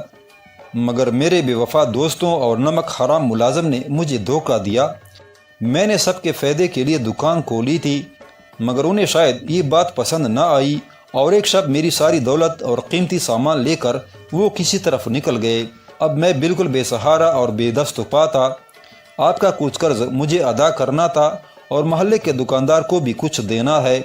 اور میرا یہ حال ہے کہ میرے پاس ایک پوٹی کوڑی نہیں، مجھے تو اس پردیس میں کوئی بیک بھی نہیں دے گا۔ عزت بیگ کی یہ بات شاید سوہنی کو ناگوار گزری۔ اس نے چمک کر باپ سے کہا، او بابا، یہ پردیسی دیکھنے میں تو 6 فٹ کا ہٹا کٹا نوجوان معلوم ہوتا ہے، مگر بات بیک مانگنے کی کرتا ہے۔ کیا اس کے ہاتھ پیروں میں اتنی بھی طاقت نہیں کہ محنت مزدوری کر کے اپنا پیٹ پال سکے؟ تلے کمہار کچھ کہنا چاہتا تھا، مگر عزت بیگ اس سے پہلے ہی بول پڑا، سوہنی، میں بیک مانگنے والوں پر لعنت بیچتا ہوں، وہ تو میں نے یوں ہی ایک بات کہی تھی۔ تلے بابا کے پاس میں اس لیے آیا ہوں کہ وہ مجھے کسی کام لگا دیں۔ میرے ہاتھ پیروں میں طاقت ہے، محنت مزدوری سے بھی نہیں ڈرتا، اور نہ مجھے کوئی کام کرنے سے عار ہے۔ میں چاہتا ہوں کہ میرا کسی جگہ ٹھکانہ ہو جائے تو میں سب کا قرض ادا کر دوں۔ سوہنی کو جیسے عزت بیگ کی باتوں سے اطمینان سا ہوا۔ اس نے اپنے باپ کی طرف اس طرح دیکھا جیسے وہ پریشان حال پردیسی کی سفارش کر رہی ہو۔ تلے نے کچھ سوچتے ہوئے کہا، تمہاری کہانی بڑی دردناک ہے۔ سچ ہے کہ اس دنیا میں سب مطلب کے یار ہیں، کوئی کسی کا ساتھ نہیں دیتا، مگر جس میں حوصلہ ہو وہ کبھی ایسی مصیبت سے نہیں گھبراتا۔ تمہاری باتوں سے ہمت کا اظہار ہوتا ہے۔ میں تمہیں جلدی کسی اچھے کام پر لگا دوں گا۔ اس وقت تو میں یہی کر سکتا ہوں کہ تمہیں اپنے ساتھ رکھ لوں۔ میرے یہاں کوئی خاص کام نہیں، گھر کی صفائی کرتے رہنا یا بازار سے سودا سلف لا دینا۔ عزت بیگ کا دل خوشی سے بلیوں اچھلنے لگا۔ سوہنی کی صورت دیکھنے ہی کے لیے تو اس نے یہ دکان کھولی تھی اور اتنا گھاٹا اٹھایا تھا، اور آخر اس میں نقصان ہی نے اس کی یاوری کی اور اسے محبوب کے گھر رہنے کی جگہ مل گئی۔ اب وہ سارے گھر کی صفائی کرتا، کوڑے کا ٹوکرا سر پر رکھ کر باہر پھینکنے جاتا، ہاٹ بازار کا پورا کام کرتا، اور رات کو سب کے سونے کے بعد ایک کوٹھڑی میں پڑھ کر سو جاتا۔ بخارا کے ملک التجار کا بیٹا عزت بیگ سے وہ مہیوال بن گیا اور اس نام سے پورے محلے اور بستی میں مشہور ہو گیا۔ وہ اس قدر محنت اور وفاداری سے کام کرتا کہ دیکھنے والے حیران رہ جاتے۔ مہیوال اس کو اپنی خوش نصیبی سمجھتا، کیونکہ تمام دن سوہنی اس کی آنکھوں کے سامنے رہتی اور اس کا چوٹ کایا ہوا دل سوہنی کے دیدار سے سکون پاتا تھا۔ مہیوال کو سوہنی کے گھر رہتے ہوئے 1 سال گزر گیا، مگر سوہنی اب تک اپنے دل کا حال نہ جان سکی۔ مہیوال نے بھی اپنے منہ پر خاموشی کی مہر لگا لی تھی۔ وہ اپنی طرف سے کوئی بات نہ چھیڑنا چاہتا تھا، مبادا وہ گھر سے نکالا جائے اور محبوب کے دیدار سے بھی ہاتھ دھونا پڑے۔ تلے کمہار اس کے کام سے بہت خوش تھا۔ اسے صرف روٹی کپڑے پر ایک چست اور تنومند نوکر مل گیا تھا۔ مہیوال کی پھرتی اور ہوشیاری دیکھ کر تلے نے اسے اپنی بھینسیں چرانے پر بھی لگا دیا، اور مہیوال گھر کا ملازم ہونے کے ساتھ مہیوال صبح کو پہلے گھر کی صفائی کرتا، پھر بھینسیں لے کر دور نکل جاتا۔ دوپہر کو بھینسیں چھوڑ کر وہ روٹی کھانے نہیں آ سکتا تھا، اس لیے مہیوال کی روٹی باہر بھیجی جاتی تھی۔ یہ کام تلے کو خود کرنا پڑتا تھا۔ کبھی تلے کی بیوی روٹی لے کر جاتی، اور کبھی ایسا اتفاق بھی ہوتا کہ میاں بیوی دونوں کام میں مصروف ہوتے تو سوہنی کو مہیوال کے پاس جانا پڑتا۔ سوہنی روٹی کی چنگیر سر پر رکھتی اور لسی کی مٹکی بغل میں دبا کر مہیوال کے پاس جاتی۔ وہ دن مہیوال کے لیے عید سے کم نہ ہوتا۔ مہیوال جان بوجھ کے کھانے میں دیر لگاتا اور سوہنی خونخوار نظروں سے اسے دیکھتی رہتی۔ مہیوال دل ہی دل میں مسکراتا۔ اس نے کئی بار سوچا کہ تنہائی کے ان لمحات سے فائدہ اٹھائے اور محبوب کے سامنے اظہار محبت کر کے اپنے دل کا بوجھ ہلکا کر لے، مگر ہر ایسے موقع پر سوہنی کے حسن کا رعب اس پر اس طرح چھا جاتا کہ وہ ارادے کے باوجود کچھ نہ کہہ پاتا تھا۔ ایک روز سوہنی روٹی لے کر پہنچی تو مہیوال کا کچھ عجیب حال تھا۔ اس کے چہرے کا رنگ زرد ہو رہا تھا اور آنسوؤں کا سیلاب آنکھوں سے جاری تھا۔ سوہنی اس کے قریب پہنچ گئی، مگر مہیوال اپنے خیالوں میں ایسا کھویا ہوا تھا کہ اسے سوہنی کے آنے کی مطلق خبر نہ ہوئی۔ سوہنی ذرا دور کھڑی ہو کر اس کی حالت کو دلچسپی سے دیکھنے لگی۔ مہیوال کو بھی یہ خیال نہ رہا کہ کھانے کا وقت ہو گیا ہے اور گھر سے کوئی نہ کوئی روٹی لے کر آنے والا ہے۔ سوہنی کڑے کڑے تک گئی، مگر مہیوال اپنے خیالوں سے نہ چونکا اور اسی طرح بیٹھا آنسو بہاتا رہا۔ تنگ آ کر آخر سوہنی آگے بڑھی۔ یک مہیوال کی نظر اس پر پڑی اور وہ شرمندہ سا ہو کر اپنے آنسو پونچھنے لگا۔ سوہنی نے بغیر کچھ کہے روٹی کی چنگیر اس کے سامنے رکھ دی اور ایک طرف لسی کی مٹکی بھی دھر دی۔ مہیوال نے حسب معمول کھانا شروع کیا۔ سوہنی نے دیکھا کہ مہیوال بڑی بے دلی سے نوالے اٹھا رہا ہے اور بیچ بیچ رک کے کچھ سوچنے لگتا ہے۔ اس دن مہیوال نے معمول کی غذا سے آدھا کھانا کھایا اور لسی پی کر ہاتھ پونچھ لیے۔ سوہنی نے چنگیر اور مٹکی اس کے پاس سے اپنی طرف کھینچ لی۔ مہیوال، آخر تو اتنا اداس کیوں ہے؟ سوہنی نے بس یوں ہی پوچھ لیا۔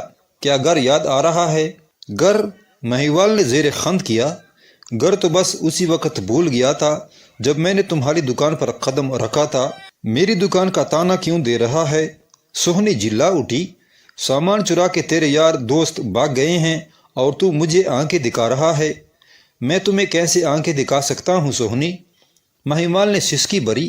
تمہاری آنکھوں نے ہی تو مجھے اس حال تک پہنچایا ہے۔ کیا کہہ رہا ہے مہیوال؟ سوہنی کو غصہ آ گیا۔ منہ سنبھال کے بات کر، ورنہ ان روٹیوں سے بھی جائے گا۔ شکر کر میرے باپ نے تجھے ٹھکانہ دیا، ورنہ گلی گلی بھیک مانگتا پھرتا۔ سچ کہہ رہی ہو سوہنی؟ مہیوال کی آواز بھرا گئی۔ مجھے کیا پتا تھا کہ میں ایک پتھر سے پیار کر رہا ہوں؟ 2 سال تک تمہاری غلامی کرنے کے بعد بھی تمہاری ایک محبت بری نگاہ بھی نہ پا سکا۔ غلطی میری ہی تھی۔ کسی کو کیا پتا کہ بلخ اور بخارا کے سب سے بڑے تاجر مرزا بیگ کا اکلوتا بیٹا آج ایک کوزہ گھر کے دروازے کا فقیر ہے۔ میرے دوست اتنی رقم لے کر بھاگے ہیں، اتنی تو میں خیرات کر دیا کرتا ہوں۔ انہوں نے مجھے بہت سمجھایا کہ گجرات چھوڑ دے، سوہنی تجھے کبھی نہ مل سکے گی، مگر میں نے ان کی ایک نہ مانی۔ تمہارے قریب رہنے کے لیے میں نے برتنوں کی دکان کھولی، دولت برباد کرتا رہا، صرف اس لیے کہ میں سوہنی کی صورت دیکھتا رہوں۔ آخر وہ اکتا کر بھاگ گئے۔ وہ اپنے ساتھ سب کچھ لے گئے، مگر میں نے پھر بھی گجرات نہ چھوڑا۔ تمہارے گھر کا نوکر بنا، کیا کچھ نہ کیا میں نے؟ کیا تم سمجھتی ہو کہ میں سب کچھ 2 روٹیوں کے لیے کر رہا ہوں؟ نہیں سوہنی، ایسا نہیں ہے۔ میرے دن رات کیسے گزرتے ہیں اس کی تمہیں خبر نہیں۔ تم نے آج ہمدردی کے 2 بول کہے تو میں نے سب کچھ اگل دیا، ورنہ یوں ہی کڑ کڑ کے مر جاتا۔ سوہنی اس کی باتیں بڑی حیرت اور تعجب سے سنتی رہی۔ مہیوال نے بڑی سادگی اور سچائی سے اپنی داستان دل کہہ ڈالی تھی۔ سوہنی کا دل بے چین ہو گیا۔ آقا زادی اور غلام کا پردہ اٹھ گیا۔ سوہنی کی آنکھیں بھر آئیں۔ اس نے بڑے نرم لہجے میں کہا، مہیوال، کیا تو سچ کہہ رہا ہے؟ یہ سب کچھ تو نے میرے لیے کیا ہے؟ میں تم سے جھوٹ کیوں بولوں گا سوہنی؟ مہیوال کے سینے میں لگی ہوئی آگ بھڑک اٹھی۔ میرے پاس سب کچھ تھا اور آج بھی سب کچھ ہے۔ میں آج بخارا واپس چلا جاؤں تو حویلی، نوکر چاکر، مال و دولت سب کچھ میرے قدموں میں ہوں گے، مگر مجھے دل پر اختیار نہیں۔ میرے قدم گجرات سے باہر نہیں جا سکتے۔ مجھے اس بستی سے پیار ہو گیا ہے، کیونکہ اس بستی میں تم رہتی ہو، میری سوہنی رہتی ہے۔ تم میری خوشبو ہو سوہنی۔ پھول اور خوشبو الگ الگ تو نہیں رہ سکتے۔ چکور چاند کی طرف اڑتا ہے، پروانہ شمع ہی پر گرتا ہے۔ تمہاری مہک اور تمہاری مسکراہٹ تو میری زندگی ہے سوہنی۔ میرے مہیوال، پیارے مہیوال۔ ایک بے خودی کے عالم میں سوہنی کے منہ سے نکلا۔ مہیوال کا چہرہ کھل اٹھا۔ اس نے نظر اٹھا کر سوہنی کو دیکھا اور سوہنی کا سر آہستہ آہستہ اس کے شانے سے لگ گیا۔ سوہنی اور مہیوال کی ملاقاتوں کا سلسلہ طویل ہوتا گیا۔ انہیں وقت گزرنے کا بھی احساس نہ ہوتا اور اکثر سوہنی دوپہر کی گئی شام کے دھندلکے میں گھر واپس آتی۔ وہ روز ایک نیا بہانہ تراشتی اور والدین کے چہروں پر شک و شبہ کی ابھرتی لکیروں کو دور کر دیتی۔ لیکن دنیا تو آخر دنیا ہے، وہ کسی کو خوش نہیں دیکھ سکتی۔ وہ محبت برے دلوں کے درمیان رسوائی، بدنامی اور رسم و رواج کی دیوار کھڑی کر دیتی ہے۔ سوہنی مہیوال کے مسرت برے کہے بستی والوں کی سماعتوں سے ٹکرائے تو وہ بلبلا اٹھے۔ چیمگوئیاں شروع ہوئیں اور ہر طرف سے انگلیاں اٹھنے لگیں، مگر ان کا عشق پتھر کی لکیر تھا، اس لیے سوہنی مہیوال نے اس کا اثر قبول نہ کیا۔ بات ایک بار پھیل جائے تو پھر پھیلتی ہی چلی جاتی ہے۔ پوری بستی میں ان کے عشق کا چرچا ہو گیا۔ سوہنی کی ایک گہری سہیلی نے سنا تو بھاگتی ہوئی سوہنی کے پاس آئی۔ سوہنی اس کی گھبراہٹ دیکھتے ہی تاڑ گئی کہ وہ بھی اس کے راز سے واقف ہو گئی ہے۔ سکی اپنی سانس نہ سنبھال پائی تھی کہ سوہنی نے کہا، پیاری سکی، میں جانتی ہوں کہ تم کیوں آئی ہو اور کیا کہنا چاہتی ہو۔ تم جانتی ہو؟ سکی نے اسے حیران نظروں سے دیکھا۔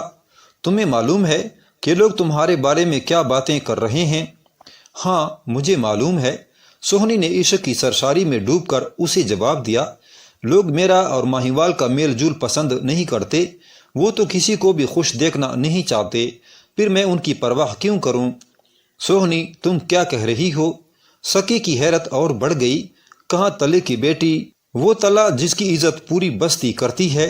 تمہارے سامنے مہیوال کی کیا حقیقت ہے؟ تمہارا نوکر، مویشیوں کا چرانے والا ایک معمولی آدمی۔ میری پیاری سکی، تم نہیں جانتی کہ مہیوال کون ہے؟ سہنی نے نرمی سے کہا۔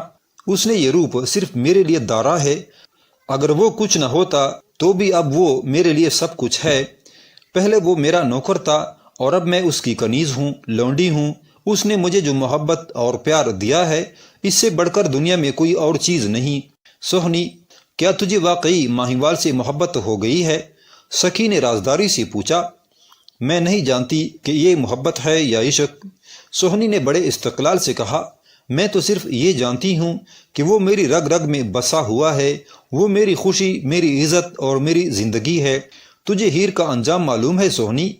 ہیر کو کون نہیں جانتا، اور وہ کون ہے جس نے رانجھا کی عشق صادق کی داستان نہیں سنی؟ سہنی کی سہیلی بہت متاثر ہوئی۔ سہنی، میں تجھے ماہیوال کے محبت سے نہیں روکتی، میری دعائیں تیرے ساتھ ہیں۔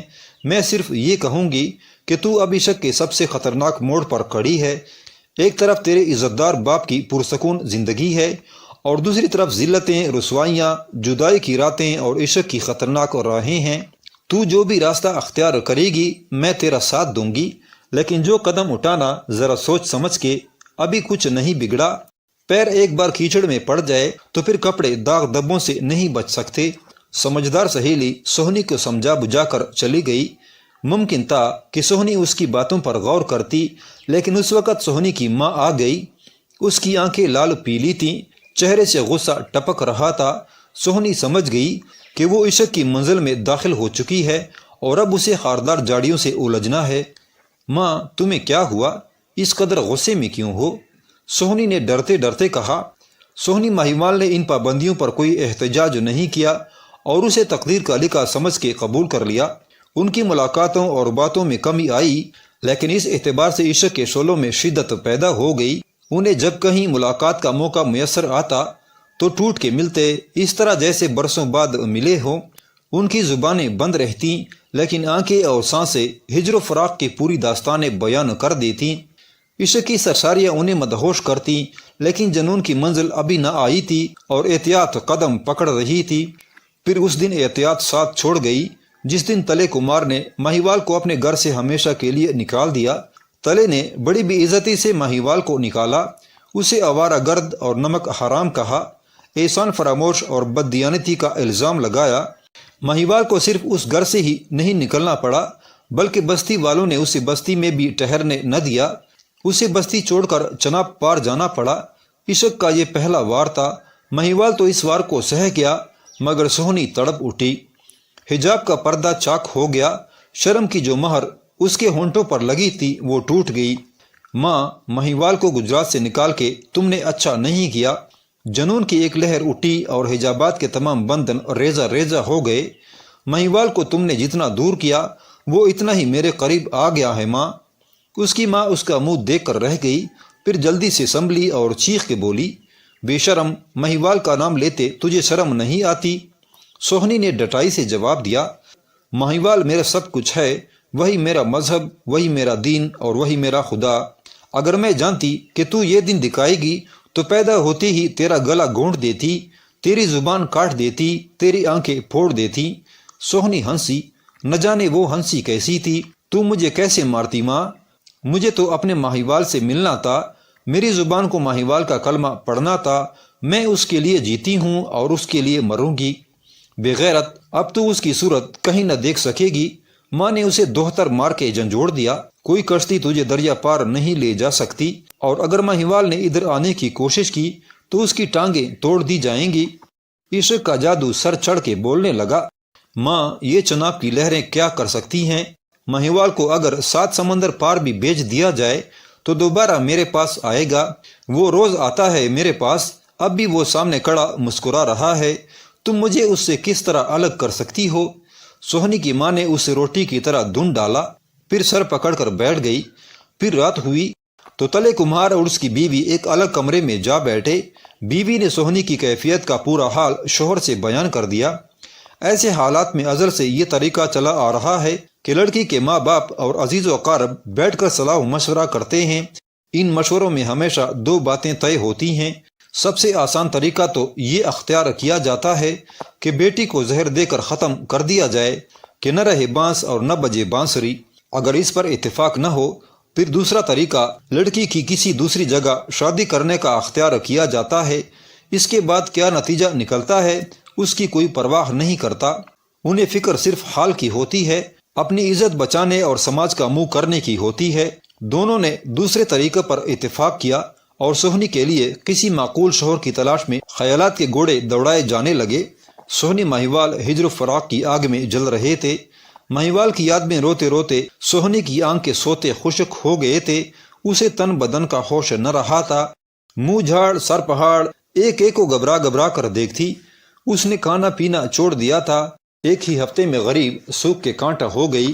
ماں نے اپنی عزت بچانے کے لیے بیٹی کے جذبات کا خون کر دیا تھا، مگر اب بیٹی کا یہ برا حال بھی نہ دیکھا جاتا تھا۔ بڑے پیار سے سہنی کو سمجھاتی اور زبردستی دو چار نوالے اس کے منہ میں ٹھونس دیتی۔ تلے کمہار کا دل بھی پیلی رنگت اور مرجایا چہرہ دیکھ کر تڑپ اٹھتا، مگر شرمندگی کی وجہ سے سہنی کا سامنا نہ کرتا اور اس سے دور ہی رہتا۔ سہنی کے لیے اب اپنے پرائے ہو گئے تھے، کوئی اس کا درد نہ پوچھتا اور نہ اس کے زخموں پر پھایا رکھتا۔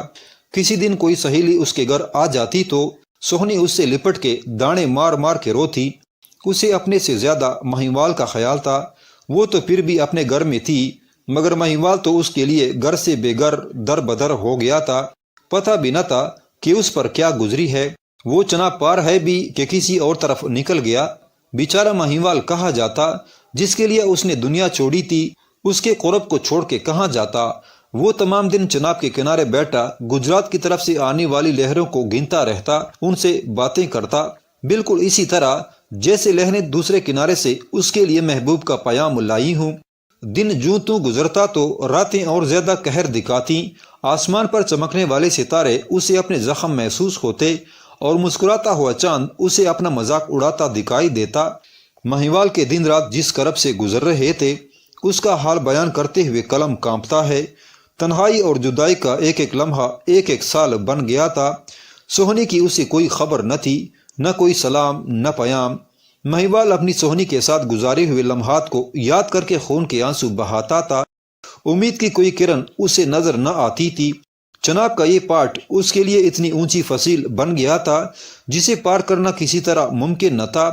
بظاہر ماہیوال کے لیے دریا پار کر کے گجرات جانا کچھ مشکل نہ تھا، مگر اسے خطرہ اس بات کا تھا کہ اس سے اس کے عشق کی رسوائیاں اور بڑھ جائیں گی اور سہنی کسی نئی مصیبت میں گرفتار ہو جائے گی۔ پھر اس بات کا بھی امکان تھا کہ کہیں گجرات والے پکڑ کر اسے دوسرے کنارے سے بھی دور نہ بگا دیں اور اس کے اور سہنی کے درمیان کی خلیج پہلے سے زیادہ گہری ہو جائے۔ ماہیوال کو جس بات کا خطرہ تھا وہ اس کی احتیاط کے باوجود آ کے رہا۔ تلے کمہار نے سہنی کی شادی گجرات کے ایک اور کمہار کے لڑکے سے طے کر دی۔ تیاریاں شروع ہو گئیں اور گھر میں ڈھولک رکھ دی گئی۔ سہنی کی رہی صحیح امید بھی جاتی رہی۔ اس نے لاکھ جتن کیے، بہت سر پھٹکا، مگر کسی نے اس کی ایک نہ سنی۔ گھر میں ڈھولک بجتی رہی اور سہنی کے سینے پر ہتھوڑے پڑتے رہے۔ آخر شادی کا دن آ گیا۔ سہنی نے صحرا نوچ پھینکا اور کپڑے پھاڑ ڈالے، مگر اس کی ایک نہ چلی۔ تلے کمہار کا بڑا نام تھا، لڑکے والے اس کی بیٹی کو بیاہ لانا اپنے لیے ایک بڑا اعزاز سمجھتے تھے۔ انہوں نے کسی بات کی پرواہ نہ کی، حالانکہ سہنی نے نکاح کے وکیلوں کے سامنے ہاں کہنے کے بجائے صاف انکار کر دیا، لیکن اس کے انکار کو دوسری عورتوں نے اپنی آواز میں ہاں سے بدل دیا۔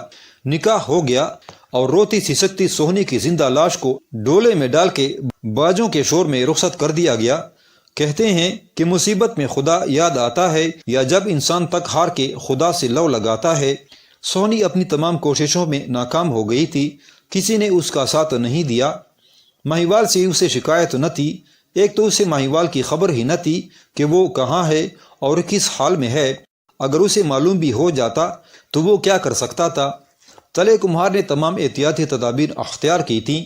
اس نے اپنے گھر کے گرد مسلح سواروں کا پہرا لگا دیا تھا اور ان سے کہہ دیا تھا کہ اگر ماہیوال نظر آئے تو اسے قتل کر دیا جائے۔ سہنی کے سسرال میں خوشی کے شادیانے بج رہے تھے، مہمانوں کی ریل پیل تھی، دلہن کا منہ دیکھنے کے لیے عورتیں ٹوٹی پڑتی تھی۔ سہنی کا دل مرجایا ہوا تھا، چہرے کی شبابی رنگت بدل گئی تھی، مگر جوانی کی چمک اس حال میں بھی موجود تھی۔ جو اس کی صورت دیکھتا بے ساختہ سبحان اللہ کہہ اٹھتا۔ پھر ایک ایک کر کے مہمان رخصت ہونے لگے اور سہنی کو سجے سجائے حجرہ عروسی میں پہنچا دیا گیا۔ سہنی کو تنہائی میسر ہوئی تو اس نے دیکھا اور اس کی آنکھیں بھر آئیں۔ پھر جیسے کسی طرف سے سہنی کے کانوں میں آواز آئی، سہنی، جب تمام سہارے ٹوٹ جائیں تو ایک سہارا باقی رہتا ہے، خدا کی ذات سے نا امید نہ ہونا۔ خدا کی ذات سے نا امید ہونا بہت بڑا گناہ ہے۔ اس سے لو لگا، کیا عجیب کہ تیری مشکل آسان ہو جائے۔ سہنی کا دل قوی ہو گیا اور امید کی ایک کرن اسے دور سے نظر آئی۔ وہ جلدی سے مسہری سے اتری، مسہری کی شفاف چادر کھینچی اور دوہرا کر کے اسے فرش پر بچھا دیا۔ پھر دروازے کی کنڈی بند کی اور چادر کی جانماز پر آ کر بیٹھ گئی۔ اس نے لباس سمیٹ لیا، دوپٹے کو اچھی طرح سر پر جمایا اور آنکھیں بند کر کے بارگاہ الہی میں سجدہ ریز ہو گئی۔ اے خالق دو جہاں، سہنی کے لب مرتعش ہوئے۔ تو نے ایک لفظ کن سے یہ سارا عالم پیدا کیا۔ تو نے حضرت ابراہیم کو آگ سے محفوظ رکھا۔ تو نے حضرت یوسف علیہ السلام کو بند کمرے میں زلیخا سے بچایا۔ تو نے ہر بے کس کو سہارا دیا۔ آج یہ بندی اپنی کوتاہیوں کے باوجود تیرے حضور آئی ہے۔ سب نے میرا ساتھ چھوڑ دیا، میری کشتی بیچ منجدہار میں ہے، سوائے تیرے اسے اور کوئی پار نہیں لگا سکتا۔ تو کریم اور غفور الرحیم ہے۔ میں نے مہیوال سے محبت کی، اس کے عشق میں سب کچھ لٹا دیا، مگر تیری دی ہوئی سب سے قیمتی چیز عورت کی عصمت کو اب تک محفوظ رکھا، اس پر کوئی آنچ نہ آنے دی۔ مجھے مہیوال سے سچا پیار ہے اور سچا پیار تیرا راستہ دکھاتا ہے۔ اے خدا، مجھ پر رحم فرما۔ میں نے اپنی شادی کی رضامندی نہیں دی، ماں باپ نے مجھ پر ظلم کیا، مجھے زبردستی یہاں بھیجا۔ کچھ دیر بعد اس کمرے میں آنے والا میرا شوہر نہیں ہے، وہ میرے لیے غیر اور اجنبی ہے۔ تو میری سچی محبت کی لاج رکھ۔ جس بے داغ اور شفاف چادر پر بیٹھی میں تیرے حضور ہاتھ اٹھائے اور سر جھکائے ہوئے ہوں، اس چادر کو اس طرح شفاف اور بے داغ رکھ، غیر کا ہاتھ مجھ تک نہ پہنچ سکے اور تیری دی ہوئی امانت اس طرح محفوظ رہے۔ سہنی نے دعا مانگ کے آنکھیں کھولی تو اسے ایک عجیب طرح کی طمانینت محسوس ہوئی۔ اس نے چادر اس طرح مسہری پر بچھا دی۔ کمرے میں ایک چھوٹی سی کھڑکی تھی۔ سہنی نے کھڑکی کھول کر گلی میں جھانکا، پھر اس کی نظر آسمان پر گئی۔ اسے یوں محسوس ہوا جیسے پورا آسمان روشن ہو گیا ہے اور فرشتے ایک تال لیے اوپر ہی اوپر اڑتے جا رہے ہیں۔ آسمان کے دریچے ایک ایک کر کے کھل رہے ہیں اور فرشتے کہکشانی راستے طے کر رہے ہیں۔ سہنی کا خوف کم ہو گیا۔ اس نے کھڑکی بند کر دی، حجرہ عروسی کا دروازہ بے خوف ہو کر کھول دیا اور مسہری پر سمٹ کر بیٹھ گئی۔ اس وقت کھٹکا ہوا۔ سہنی نے گھونگھٹ کی اوٹ سے دیکھا، اس کا شوہر کمرے میں داخل ہو رہا تھا۔ اس نے اندر آ کے دروازہ بند کر دیا، پھر سہنی کی مسہری کی طرف قدم بڑھایا، مگر زمین نے جیسے اس کے پیر پکڑ لیے، وہ ایک قدم بھی آگے نہ بڑھ سکا۔ اس کا چہرہ پسینے سے بھیگ گیا اور پیر ترترانے لگے۔ شاید اس سے جسم کا پورا بوجھ سنبھالا نہ جا رہا تھا۔ وہ جہاں کھڑا تھا وہیں فرش پر بیٹھ گیا۔ تیری دعا قبول ہو گئی۔ سہنی کے دل سے ایک آواز ابھری اور مسرت کے آنسو اس کی آنکھوں سے ٹپک پڑے۔ سہنی تمام رات مسہری پر سمٹی بیٹھی رہی اور اس کا شوہر تمام رات فرش پر بیٹھا تھر تھراتا اور کانپتا رہا، یہاں تک کہ سویرا ہو گیا اور شوہر ناکام و نامراد اور ہزاروں تمنائیں دل میں لیے ہوئے واپس چلا گیا۔ وہ مرد ذات تھا، اپنی ناکامی اور نامرادی کا دکڑا کیسے اور کسے سناتا؟ اگر سناتا تو تانے سنتا۔ اس نے خاموشی اختیار کر لی۔ سہنی نے بھی کسی سے ذکر نہ کیا۔ اس کا دل مطمئن تھا، خدا نے اس کی سن لی تھی، اس کی دعا کی لاج رکھ لی تھی۔ دوسرے دن ولیمہ تھا۔ سہنی کے شوہر نے خوشی خوشی ولیمہ میں حصہ لیا، دوست احباب سے مبارکبادیں وصول کی۔ قاعدے کے مطابق دوسری شب سہنی کو میکے میں گزارنا تھا، مگر اس کے شوہر نے کسی بہانے اسے 2-3 دن کے لیے اور روک لیا۔ تلے کمہار کو کیا عذر ہو سکتا تھا؟ سہنی کی شادی تو ہو چکی تھی، اسے فکر کی کیا ضرورت تھی؟ سہنی کا شوہر دوسری شب اور زیادہ بوکلایا ہوا تھا، وہ اپنی شرمندگی کو دور کرنا چاہتا تھا۔ پہلی شب کے واقعے کو اس نے محض ایک اتفاق سمجھا اور رات ہوتی ہی بڑی شان سے پھر سہنی کے کمرے میں داخل ہوا۔ سہنی نے سہمی نظروں سے اسے دیکھا۔ کمرے میں داخل ہوتے ہی اس کے شوہر کے پیر پھر کانپنے لگے۔ سہنی نے اطمینان کا سانس لیا۔ شوہر نے دروازے کے پاس بیٹھے بیٹھے رات گزار دی اور صبح کو پھر واپس ہو گیا۔ اب اسے احساس ہو گیا کہ سہنی اس کی قسمت میں نہیں ہے اور اس نے سہنی سے شادی کر کے غلطی اور گناہ کیا ہے۔ ایک روایت یہ بھی ہے، کہ دوسری شب سوہنی کے شوہر نے جرأت کر کے سوہنی کی طرف ہاتھ بڑھایا، مگر اس نے ہاتھ جھٹک دیا اور بھوکی شیرنی کی طرح مقابلے پر کڑی ہو گئی۔ اس کے شوہر کا حوصلہ بھی ختم ہو گیا۔ سوہنی جس طرح بیاہ کر گئی تھی اسی طرح 4 دن بعد میکے آ گئی۔ اس کی سہیلیوں نے اسے گھیر لیا۔ سوہنی نے ادھر ادھر کی باتیں کر کے سب کو ٹال دیا، صرف خاص سکی سہیلی کو روک لیا۔ جب سب چلے گئے تو سوہنی نے سکی کو تمام حالات سے آگاہ کیا۔ اس کی سکی سہیلی حیران رہ گئی۔ اسے سوہنی کی بات کا کسی طرح یقین نہ آتا تھا اور سوہنی کو قسمیں کھا کے اسے یقین دلانا پڑا۔ پھر سوہنی نے اپنی ایک سکی کو اس بات پر آمادہ کیا کہ وہ اس کا خط مہیوال کے پاس لے جائے اور اسے زبانی بھی یقین دلائے کہ سوہنی صرف اس کی ہے اور اس کا جینا مرنا صرف مہیوال کے ساتھ ہے۔ سوہنی نے اسے ایک طویل خط لکھا۔ یہ محبت نامہ بھی تھا اور ہجر و فراق کا حسرت نامہ بھی۔ اس نے تمام حالات بڑے پردرد اور دل گداز انداز میں تحریر کیے تھے۔ اس کے خط کے ایک ایک لفظ سے محبت کی خوشبو پھوٹتی تھی۔ سوہنی نے شب عروسی کے موقع پر اپنی دعا اور اس کی قبولیت کا بھی اثر انگیز طریقے سے ذکر کیا تھا اور مہیوال کو بہت تسلی اور حوصلہ دیا تھا۔ آخر میں اس نے مہیوال سے درخواست کی تھی کہ وہ فقیر کا روپ دھار کے چناب کے کنارے ایک کٹیا میں رہنے لگے تاکہ اس کی رہائش پر کوئی اعتراض نہ کرے۔ سکی اس کا خط لے کر کشتی پر سوار ہوئی اور دوسری طرف پہنچی۔ مہیوال کا برا حال تھا، وہ برسوں کا بیمار معلوم ہوتا تھا۔ سوہنی کی شادی کی خبر اسے بھی مل گئی تھی اور اس خبر نے اسے بالکل دیوانہ بنا دیا تھا۔ سوہنی کی سہیلی کو اپنے سامنے دیکھ کر اس کے چہرے پر کچھ بحالی آئی۔ سکی نے سوہنی کا خط اسے دیا۔ مہیوال نے خط کو چوما، آنکھوں سے لگایا اور پڑھنا شروع کیا۔ جوں جوں وہ خط پڑھتا جاتا تھا اس کے چہرے پر رونق آتی جاتی تھی۔ سوہنی کی دعا کی قبولیت سے اسے سب سے زیادہ خوشی ہوئی۔ مہیوال نے محبت نامے کا جواب محبت نامے سے دیا۔ اس کی درد انگیز تحریر سوہنی کے خط سے زیادہ پرتاثیر تھی۔ یوں لکھنا چاہیے کہ مہیوال نے کاغذ پر اپنا دل نکال کے رکھ دیا تھا۔ اس نے سوہنی کو یقین دلایا کہ وہ اس کے کہنے پر عمل کرے گا اور فقیری اختیار کر کے کسی وقت کا انتظار کرے گا۔ سکی نے اس کا خط سنبھالا اور واپس گجرات پہنچ گئی۔ سوہنی کی آنکھیں دروازے پر لگی تھی۔ اس نے سکی کا مسکراتا ہوا چہرہ دیکھا تو اس کا ہاتھ پکڑ کر خوشی خوشی اسے اندر لے گئی۔ سکی نے مہیوال کا خط اسے دیا۔ سوہنی نے اسے دیر تک آنکھوں سے لگائے رکھا، پھر چوما اور پھر اس نے خط نکال کے پڑھنا شروع کیا۔ وہ مہیوال کے خط کے ایک ایک لفظ پر جھوم جھوم اٹھی۔ ہجر و فراق کا آدھا غم دور ہو گیا۔ محبوب کا خط نصف ملاقات ہوتا ہے۔ مہیوال کا خط اس کے لیے تعویذ بن گیا اور سوہنی نے خط کو واقعی تعویذ بنا کر گلے میں لٹکا لیا۔ سوہنی مہیوال میں نامہ و پیام کا سلسلہ شروع ہو گیا۔ قاصد کے فرائض سوہنی کی سہیلی انجام دینے لگی۔ ادھر مہیوال نے فقیر کا روپ دھارا، جسم پر ببوت ملا، بال بڑھائے اور اپنی کٹیا میں بزرگ صورت بنا کر بیٹھ گیا۔ قریب ہی مچیروں کی بستی تھی۔ انہوں نے فقیر کا حال سنا تو منتوں مرادوں کے لیے اس کے پاس آنے جانے لگے۔ مہیوال کے جیسے دن پھر گئے۔ دونوں وقت کا پکا پکایا کھانا مچیروں کی بستی سے آ جاتا۔ مہیوال بھی ٹونے ٹوٹکوں کے ساتھ دعا تعویذ سے بستی والوں کی خدمت کرنے لگا۔ کچھ دن اس طرح گزرے۔ پھر ایک دن مچیروں کا سردار مہیوال کی خدمت میں حاضر ہوا۔ اس نے ہاتھ باندھ کر عرض کیا، پیر فقیر اللہ کے نیک بندے ہوتے ہیں، اللہ اپنے نیک بندوں کی بات سنتا ہے۔ میرے بچے پر رحم کیجیے، وہ 4 دن سے بخار میں پڑا ہے، اس کی ماں تڑپ تڑپ کے جان دے رہی ہے، خدا سے دعا کیجیے کہ میرا بچہ اچھا ہو جائے۔ مہیوال نے سجدہ کر کے سر اٹھایا اور تعویذ لکھ کر مچیروں کے سردار کو دیا۔ سردار کو تاکید کی کہ اس تعویذ کو بچے کے بازو پر باندھ دے۔ سردار تعویذ لے کر خوشی خوشی گھر گیا اور تعویذ کو بیمار بچے کے بازو پر باندھ دیا۔ اس کے ساتھ ہی اس نے خدا سے بچے کی تندرستی کے لیے صدق دل سے دعا مانگی۔ خدا کا کرنا ایسا ہوا کہ دوسرے دن سردار اپنی بیوی اور بچے کو لے کر مہیوال کے پاس آیا۔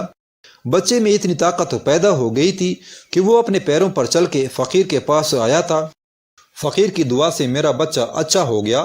سردار نے بڑی لجاجت سے کہا، مجھے حکم دیجئے میں آپ کی کیا خدمت بجا لاؤں؟ میں آپ کا غلام ہوں فقیر بابا۔ ادھر مہیوال نے خدا کا شکریہ ادا کیا، پھر آہستہ سے بولا، فقیروں کو کسی چیز کی ضرورت نہیں ہوتی، خدا کا شکر ادا کرو کہ اس نے تمہارے بچے کو دوبارہ زندگی دی، کوئی خدمت بھی تو مجھ سے لیجئے فقیر بابا۔ سردار کا سر احسان مندی سے جھکا جا رہا تھا۔ مہیوال نے بڑی مشکل سے سردار کو ٹالا، مگر وہ جیسے اس کی خدمت کا فیصلہ کر چکا تھا۔ چنانچہ دوسرے دن جب مچھلیاں پکڑ کر واپس آیا تو سب سے اچھی اور بڑی مچھلی اس نے فقیر بابا کی نظر کے لیے نکالی۔ پھر باغم باغ ماہیوال کی کٹیا پر پہنچا، اسے قبول کیجیے فقیر بابا۔ اس نے مچھلی ماہیوال کے سامنے رکھ دی۔ ماہیوال انکار نہ کر سکا، مچھلی اسے یوں بھی پسند تھی۔ سردار کے جانے کے بعد اس نے مچھلی بنائی، ایک آدمی سے مسالہ منگا کر اس پر چھڑکا اور مچھلی پکائی۔ مچھیروں کی بستی سے حسب معمول اس کے لیے کھانا بھی آ گیا۔ ماہیوال نے کھانا شروع کیا، مگر جب اس نے مچھلی کی طرف ہاتھ بڑھایا تو جیسے کسی نے اس کا ہاتھ پکڑ لیا۔ اسے فوراً خیال آیا کہ پتہ نہیں اس کی سہنی نے کچھ کھایا بھی ہے کہ نہیں، یا اس کی یاد میں بیٹھی آنسو بہا رہی ہے۔ اس نے فوراً ہاتھ کھینچ لیا اور مچھلی اسی طرح اٹھا کر رکھ دی۔ اگلے دن شام کو سردار پھر سب سے اچھی مچھلی لے کر آ گیا۔ ماہیوال آج بھی انکار نہ کر سکا۔ جب وہ واپس جانے لگا تو ماہیوال نے کہا، تم میرے لیے مچھلی نہ لایا کرو۔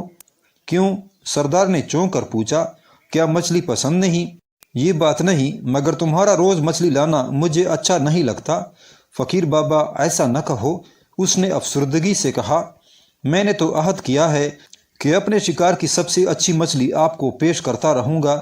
ماہیوال اس کے خلوص اور پیار سے بہت خوش ہوا۔ اچھا، جیسے تمہاری مرضی۔ سردار خوش ہو کے چلا گیا۔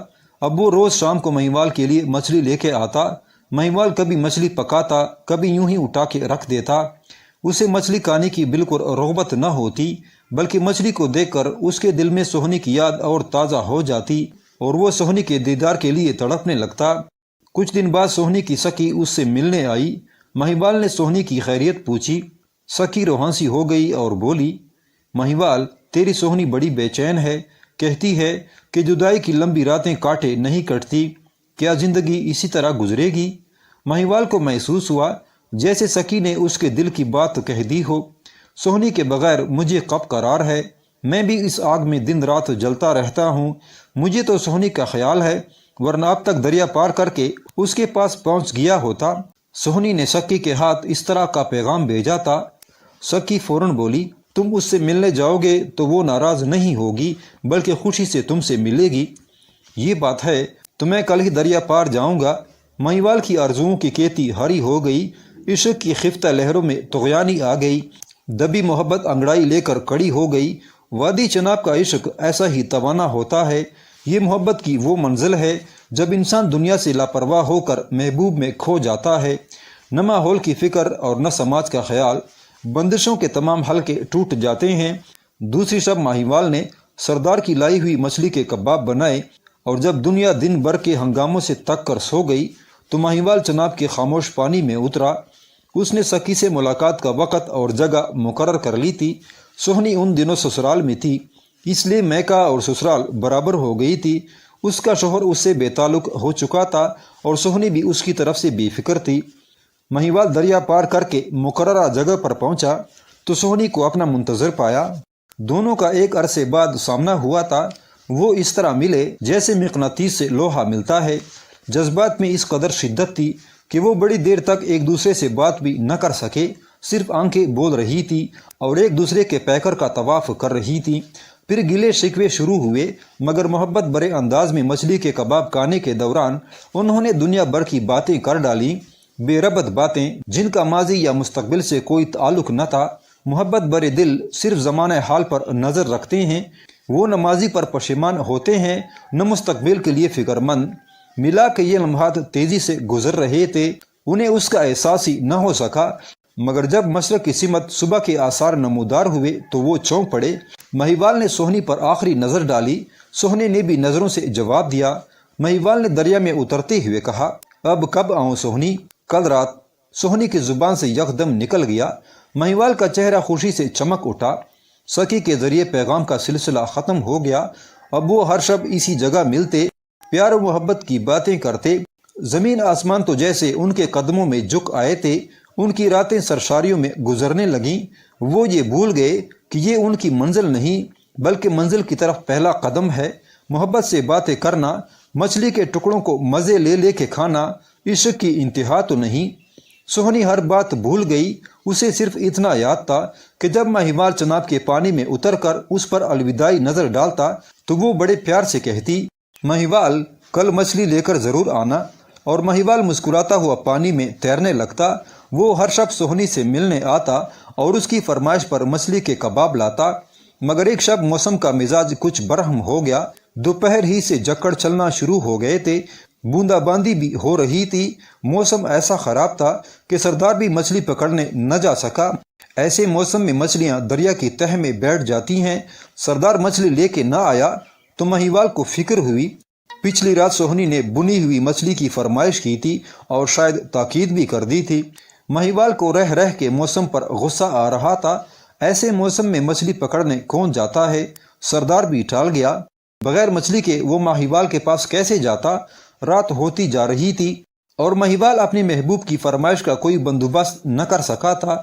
اس کا دماغ الجھ رہا تھا اور سمجھ میں نہیں آ رہا تھا کہ سوہنی کو کیا جواب دے، سوہنی کیا سوچے گی۔ مہیوال اتنی سی فرمائش بھی پوری نہ کر سکا۔ عشق میں عقل کام نہیں کرتی، دل ہی رہبری کرتا ہے، وہی راستہ دکھاتا اور ترکیبیں بتاتا ہے۔ اور پھر دل نے مہیوال کو راستہ دکھایا، اسے ایک ترکیب بتائی، خوفناک اور پرجوش ترکیب۔ مہیوال نے خنجر ہاتھ میں لیا، دائیں ران سے کپڑا ہٹایا اور چاقو ران میں داخل کر کے مچھلی کے برابر گوشت کا ٹکڑا ران سے تراشا۔ ران سے خون کا فوارہ ابل پڑا۔ مہیوال نے گوشت کی خالی جگہ پتے بھر کر اس پر پٹی کس دی۔ ہائے رے عشق کی جنون سامانیہ، وہ محبت تھی جس نے ابراہیم علیہ السلام کو نار نمرود میں ڈالا تھا، وہ محبت تھی جس نے موسیٰ علیہ السلام کو دریا نیل میں اتارا تھا، اور محبت کا یہ جنون جب فرحات کے سر پر سوار ہوا تو وہ پہاڑوں کا سینہ چیر کر دودھ کی نہر نکال لایا۔ مہیوال بھی محبت کے اسی پرانے راستے پر رواں دواں تھا۔ اس نے اپنے ہی گوشت کے ٹکڑے کیے، ان پر مسالہ لگایا اور بون کر محبوب کی فرمائش پوری کرنے چلا۔ اسے زخم کی تکلیف کا احساس نہ تھا، لیکن جسم سے کافی خون نکل جانے کی وجہ سے اس میں نقاہت پیدا ہو گئی تھی اور دریا پار کرنے میں دقت پیش آ رہی تھی، مگر جذبہ عشق اسے پار لے ہی گیا۔ سوہنی بڑی بے تابی سے اس کا انتظار کر رہی تھی۔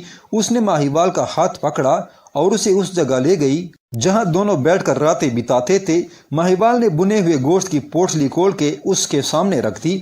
دونوں میں باتیں شروع ہوئی۔ اسی دوران سوہنی نے مچھلی کا ایک ٹکڑا اٹھا کر منہ میں رکھا، مگر اس سے کھایا نہ گیا۔ منہ بنا کے بولی، مہیوال یہ کیسی مچھلی ہے؟ اس کا کچھ عجیب ذائقہ ہے۔ وہم نہ کرو سوہنی، مہیوال نے اسے سمجھایا، مچھلیوں کی مختلف قسمیں ہوتی ہیں، اس لیے ذائقے بھی الگ الگ ہوتے ہیں۔ سوہنی نے گوشت کا ٹکڑا پھر منہ میں رکھا، مگر اس کو اب کائی آ گئی۔ نہیں مہیوال، یہ مچھلی نہیں، مچھلی کا ذائقہ ایسا نہیں ہوتا۔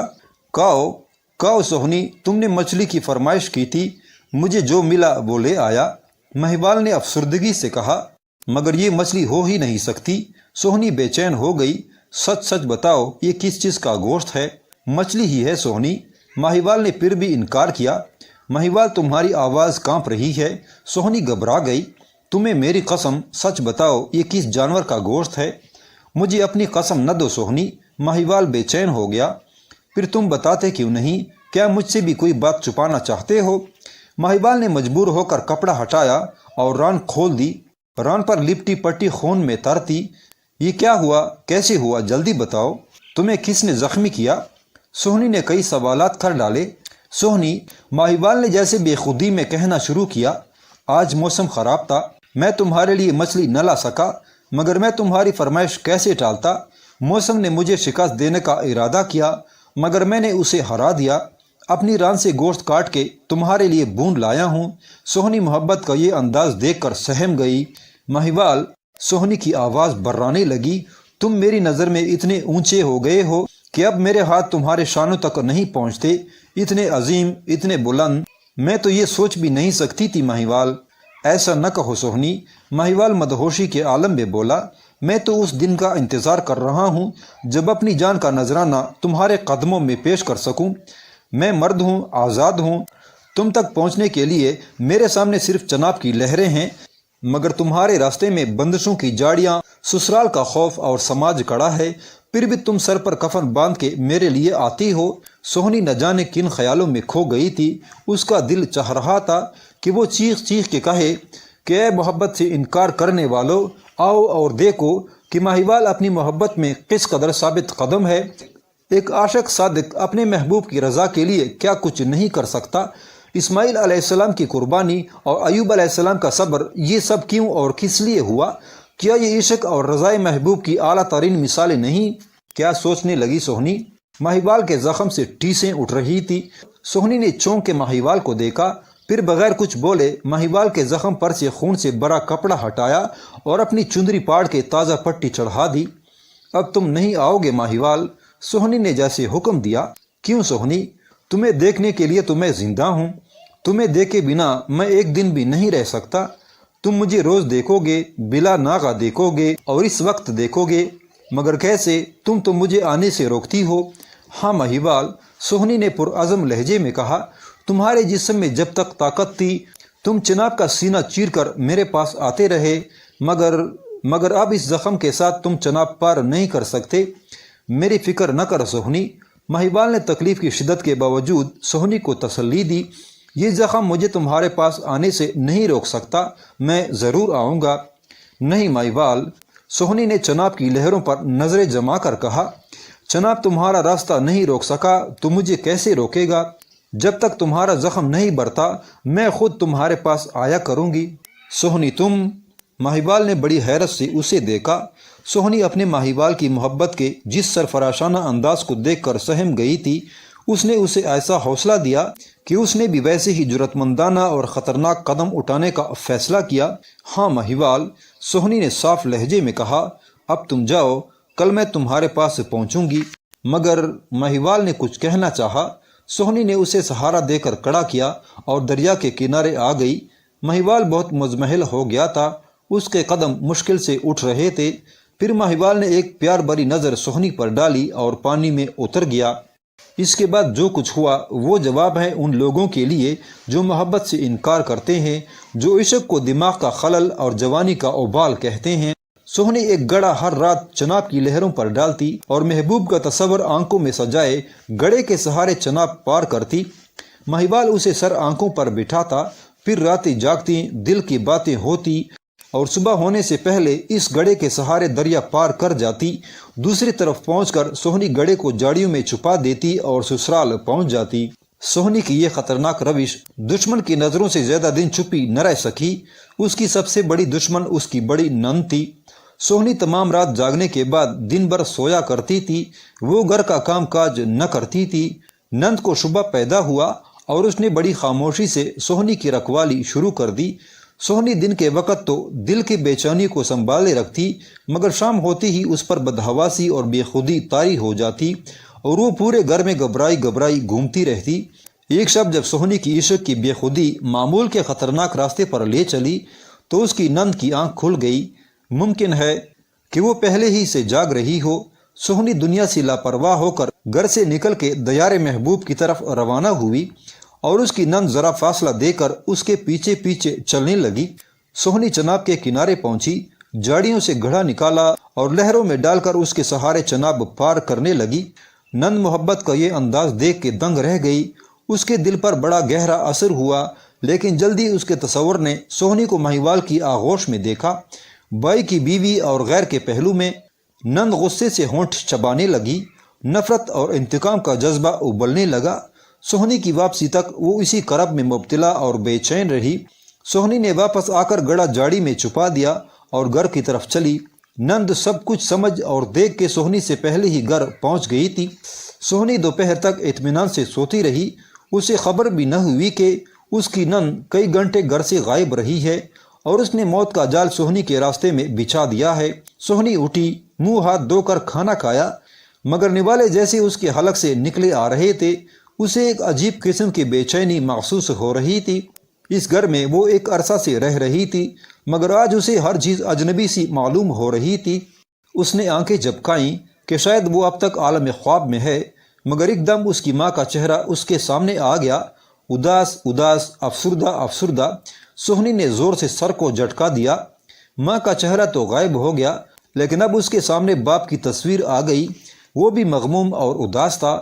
ایسا معلوم ہوتا تھا جیسے دیر تک رویا ہے۔ وہ گھبرا کے کھڑی ہو گئی۔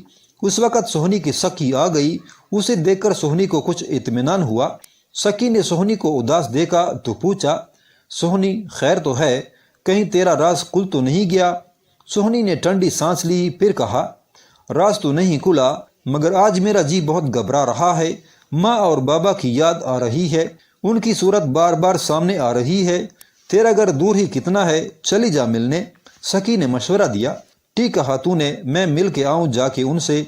इधर ये बातें हो रही थी और दूसरी तरफ उसकी नंद दरवाजे से कान लगाए खड़ी थी। उसने सुना कि सोहनी मेखे जा रही है तो बहुत परेशान हुई। उसने सोचा कि अगर सोहनी घर चली गई और आज दरिया पर न गई तो उसका वार खाली जाएगा और तमाम किए किराए पर पानी फिर जाएगा। वो झट से कमरे के अंदर आ गई। सोहनी बाप के पास जाने के लिए कपड़े बदल रही थी। कहाँ जा रही हो भाभी? नंद ने बेचैनी से पूछा। बाबा बहुत याद आ रहे हैं, उनके पास जा रही हूँ। सोहनी ने लापरवाही से जवाब दिया। मगर आज कैसे जा सकती हो, घर में मेहमान आ रहे हैं। चालाक नंद ने दाव खेला। मेहमान कौन आ रहा है? भैया के दोस्त आ रहे हैं, खाना वाना पकना है, तुम मेरा हाथ बिठाना। मैं कोई रहने तोड़ी जा रही हूँ, उनसे मिल के अभी आ जाऊंगी। मगर नंद की समझ में नहीं आ रहा था कि सोहनी को किस बहाने से रोके। इस वक्त दूर कहीं बादल गरजे। नंद को मौका मिल गया, जल्दी से बोली, बारिश भी होने वाली है, आज न जाओ सोहनी। बादल गरज रहे हैं, कोई तूफान तो नहीं आ रहा। सोहनी ने चिढ़ के जवाब दिया और कपड़े बदल के तैयार हो गई। उसकी नंद मुंह लटकाए वापस हो गई। सोहनी की माँ और तले कुमार उसके यकदम आने से घबरा गए। सोहनी दौड़ के माँ के गले लग गई। माँ ने भी उसे भींच के चिमटा लिया। सोहनी न जाने क्यों सिसकियाँ लेने लगी। तले कुम्हार उसे रोते देखकर बेचैन हो गया। समझा कि शायद सोहनी ससुराल वालों से लड़ के आई है। क्या हुआ सोहनी? उसने पूछा। किसने दिल दुखाया है मेरी बेटी का? मैं अभी जाके उससे पूछता हूँ। किसी ने नहीं बाबा। सोहनी माँ को छोड़ के बाप के गले लग गई। बस यूं ही जी घबराया और आ गई। ठीक है, तले को इत्मीनान हुआ। अब 4 दिन यहाँ रह जा। नहीं बाबा, घर में मेहमान आ रहे हैं, मैं ज़रा देर का कह कर आई हूँ। सोहनी थोड़ी देर घर वालों से मिली, मगर दिल घबराता रहा, उलझता रहा। वहाँ भी चैन न मिला तो फिर वापस आ गई। उसकी नंद उसे देखकर खुश हो गई, फिर बड़ी मक्कारी से बोली, मौसम खराब हो रहा है सोहनी, मेहमान आज नहीं आएंगे, तुम वहीं रह गई होती। सोहनी ने न कोई जवाब दिया और न नंद की बातों पर कोई गौर किया। वो रात बड़ी खतरनाक थी। शाम होते ही चारों तरफ सन्नाटा छा गया था। हल्की हल्की पुआर पड़ रही थी और सोहनी बिस्तर पर करवटें बदल रही थी। तमाम घर सो गया था, सिर्फ सोहनी की नंद जाग रही थी। ये रात उसके लिए भी बड़ी अहमियत रखती थी। उसने सोहनी से बदला लेने का बड़ा खतरनाक मंसूबा बनाया था, लेकिन जूं जूं रात गुजर रही थी उसकी उम्मीदें दम तोड़ती जा रही थी। बारिश में कुछ ज़्यादा तेज़ी आ गई थी और किसी किसी वक्त बिजली भी चकाचौंध पैदा कर देती थी। नंद सोच रही थी कि अगर सोहनी चिनाब पर न गई तो वो न सिर्फ अपनी चाल में नाकाम हो गई, बल्कि उसकी शातिराना चाल का पांडा भी फूट जाएगा। मगर वो रात बहुत रातों के बाद आई थी। ऐसी रात तो सदियों के बाद आती है। ऐसी रात में ऐसा मिलन होता है जिसकी याद क़यामत तक बाकी रहती है। बादल ज़ोर से गरजा तो सोहनी उठकर बैठ गई। फिर वो दबे कदमों दरवाजे की तरफ बढ़ी। उसकी नंद जाग रही थी, मगर वैसे पड़ी थी और उसने मसनूई खराटे लेना शुरू कर दिए थे। हुस्न चला है इश्क से मिलने, रात गज़ब की आई। सोहनी बाहर आई। एक भीगी हुई स्याह बिल्ली दौड़कर उसका रास्ता काट गई। चप्पर के नीचे दुबके हुए कुत्ते ने जैसे नींद में गुर्राना शुरू कर दिया। कहते हैं कि जानवर सोते हैं, भूत प्रीत देखते और गुर्राते हैं, मगर अशाक तो इन तमाम बातों से बाला होते हैं। शगुन और बदशगुनी यूं भी बेमानी चीज़ें हैं। फिर सोहनी क्यों इन बातों पर तवज्जो दी थी? उसके कदम तेज़ी से दरिया की तरफ उठ रहे थे। वो तसव्वुर की आंखों से महिवाल को चनाब के दूसरे किनारे पर देख रही थी। ये तसव्वुर उसकी रफ्तार में तेज़ी पैदा कर रहा था।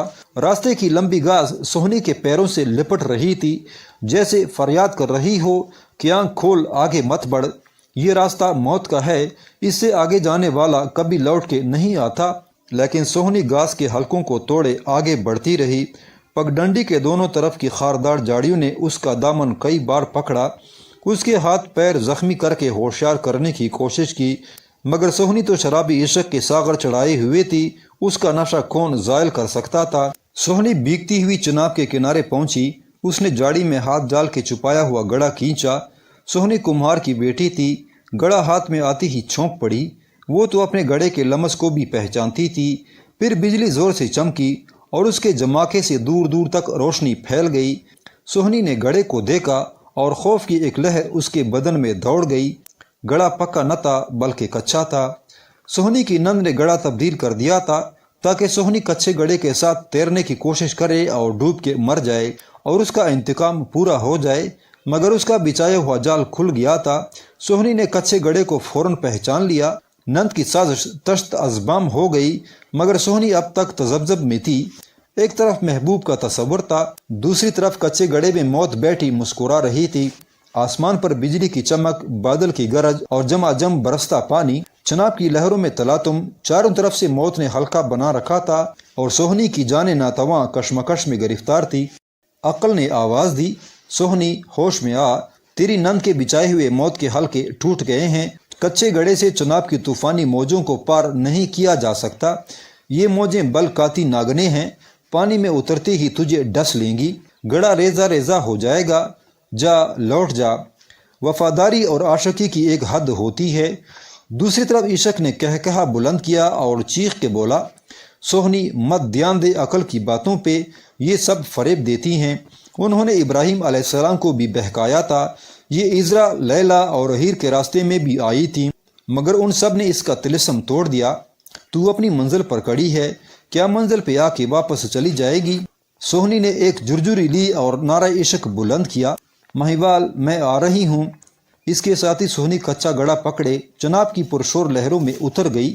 اس کے بعد کیا ہوا اس کا بیان بیکار ہے، صرف تصور کی آنکھیں ہی اس منظر کو دیکھ سکتی ہیں۔ کچا گڑھا بارش کی بوندوں سے پہلے ہی نرم پڑ گیا تھا، وہ چناب کے دارے کا کیا مقابلہ کرتا؟ وہ لہروں میں آہستہ آہستہ پھولتا اور بکھرتا گیا۔ سوہنی کے ہاتھ گڑھے کے بجائے لہروں سے الجھتے گئے، بپری ہوئی لہریں سوہنی کو غوطے دینے لگی۔ سوہنی موت سے لڑتی رہی، اس کا سر پانی سے بلند ہوتا تو وہ اپنے مہیوال کو آواز دیتی، پھر یہ آواز بھی ڈوبتے ڈوبتے بالکل ڈوب گئی۔ کہتے ہیں کہ جس وقت سوہنی بحر عشق میں ڈوب رہی تھی تو دنیا بھر کے محبوب اور محبوباؤں کی روحیں چناب کی لہروں پر منڈلا رہی تھیں، جیسے وہ اس کے استقبال کے لیے آئی ہوں۔ یہ بھی روایت ہے کہ سوہنی نے آخری بار مہیوال کو آواز دے کر کہا تھا، مہیوال کاش تو اس وقت میرے پاس ہوتا۔ سوہنی کی یہ آخری آواز ایک روح لے کر اڑی اور مہیوال کے پاس پہنچی۔ مہیوال موسم کی خرابی کی وجہ سے سوہنی کی آمد سے نا امید ہو گیا تھا، مگر اپنی کٹیا میں بیٹھا چناب کی ہنگامہ خیز لہروں کو دیکھ رہا تھا۔ روح نے سوہنی کی آواز اس کے کان میں پھونک دی۔ مہیوال گھبرا کے کھڑا ہو گیا، اسے یوں دکھائی دیا جیسے سوہنی موجوں سے لڑتے ہوئے کہہ رہی ہے، مہیوال کاش تو اس وقت میرے پاس ہوتا۔ مہیوال نے فوراً جوابی نعرہ لگایا، سوہنی میں آ رہا ہوں۔ اس کے ساتھ ہی مہیوال نے دوڑ کر چناب میں چھلانگ لگا دی۔ لہروں نے مہیوال کو بھی اپنے لپیٹ میں لے لیا اور وہ بھی سوہنی سوہنی کہتا ہوا ڈوب گیا۔ پھر کرشمے خداوندی سے دونوں لاشیں بہتی بہتی یکجا ہو گئیں۔ دریائی جانوروں نے ان لاشوں کو کھانا چاہا، مگر تپش عشق نے جانوروں کو قریب نہ آنے دیا، اور دوسرے دن ایک جان دو قالب کے مصداق سوہنی مہیوال کی لاشیں چناب سے نکالی گئیں۔ دونوں گھروں بلکہ پورے گجرات میں کوہرام مچ گیا۔ سوہنی اور مہیوال کو الگ الگ نہلا کر کفنایا گیا، لیکن دونوں جنازے ایک ہی چارپائی پر رکھ کر قبرستان پہنچائے گئے۔ اس طرح سوہنی مہیوال کے محبت کا ایک اور ستارہ عشق کے آسمان پر جگمگایا، جس کی روشنی تا قیامت رہے گی۔ ختم شد۔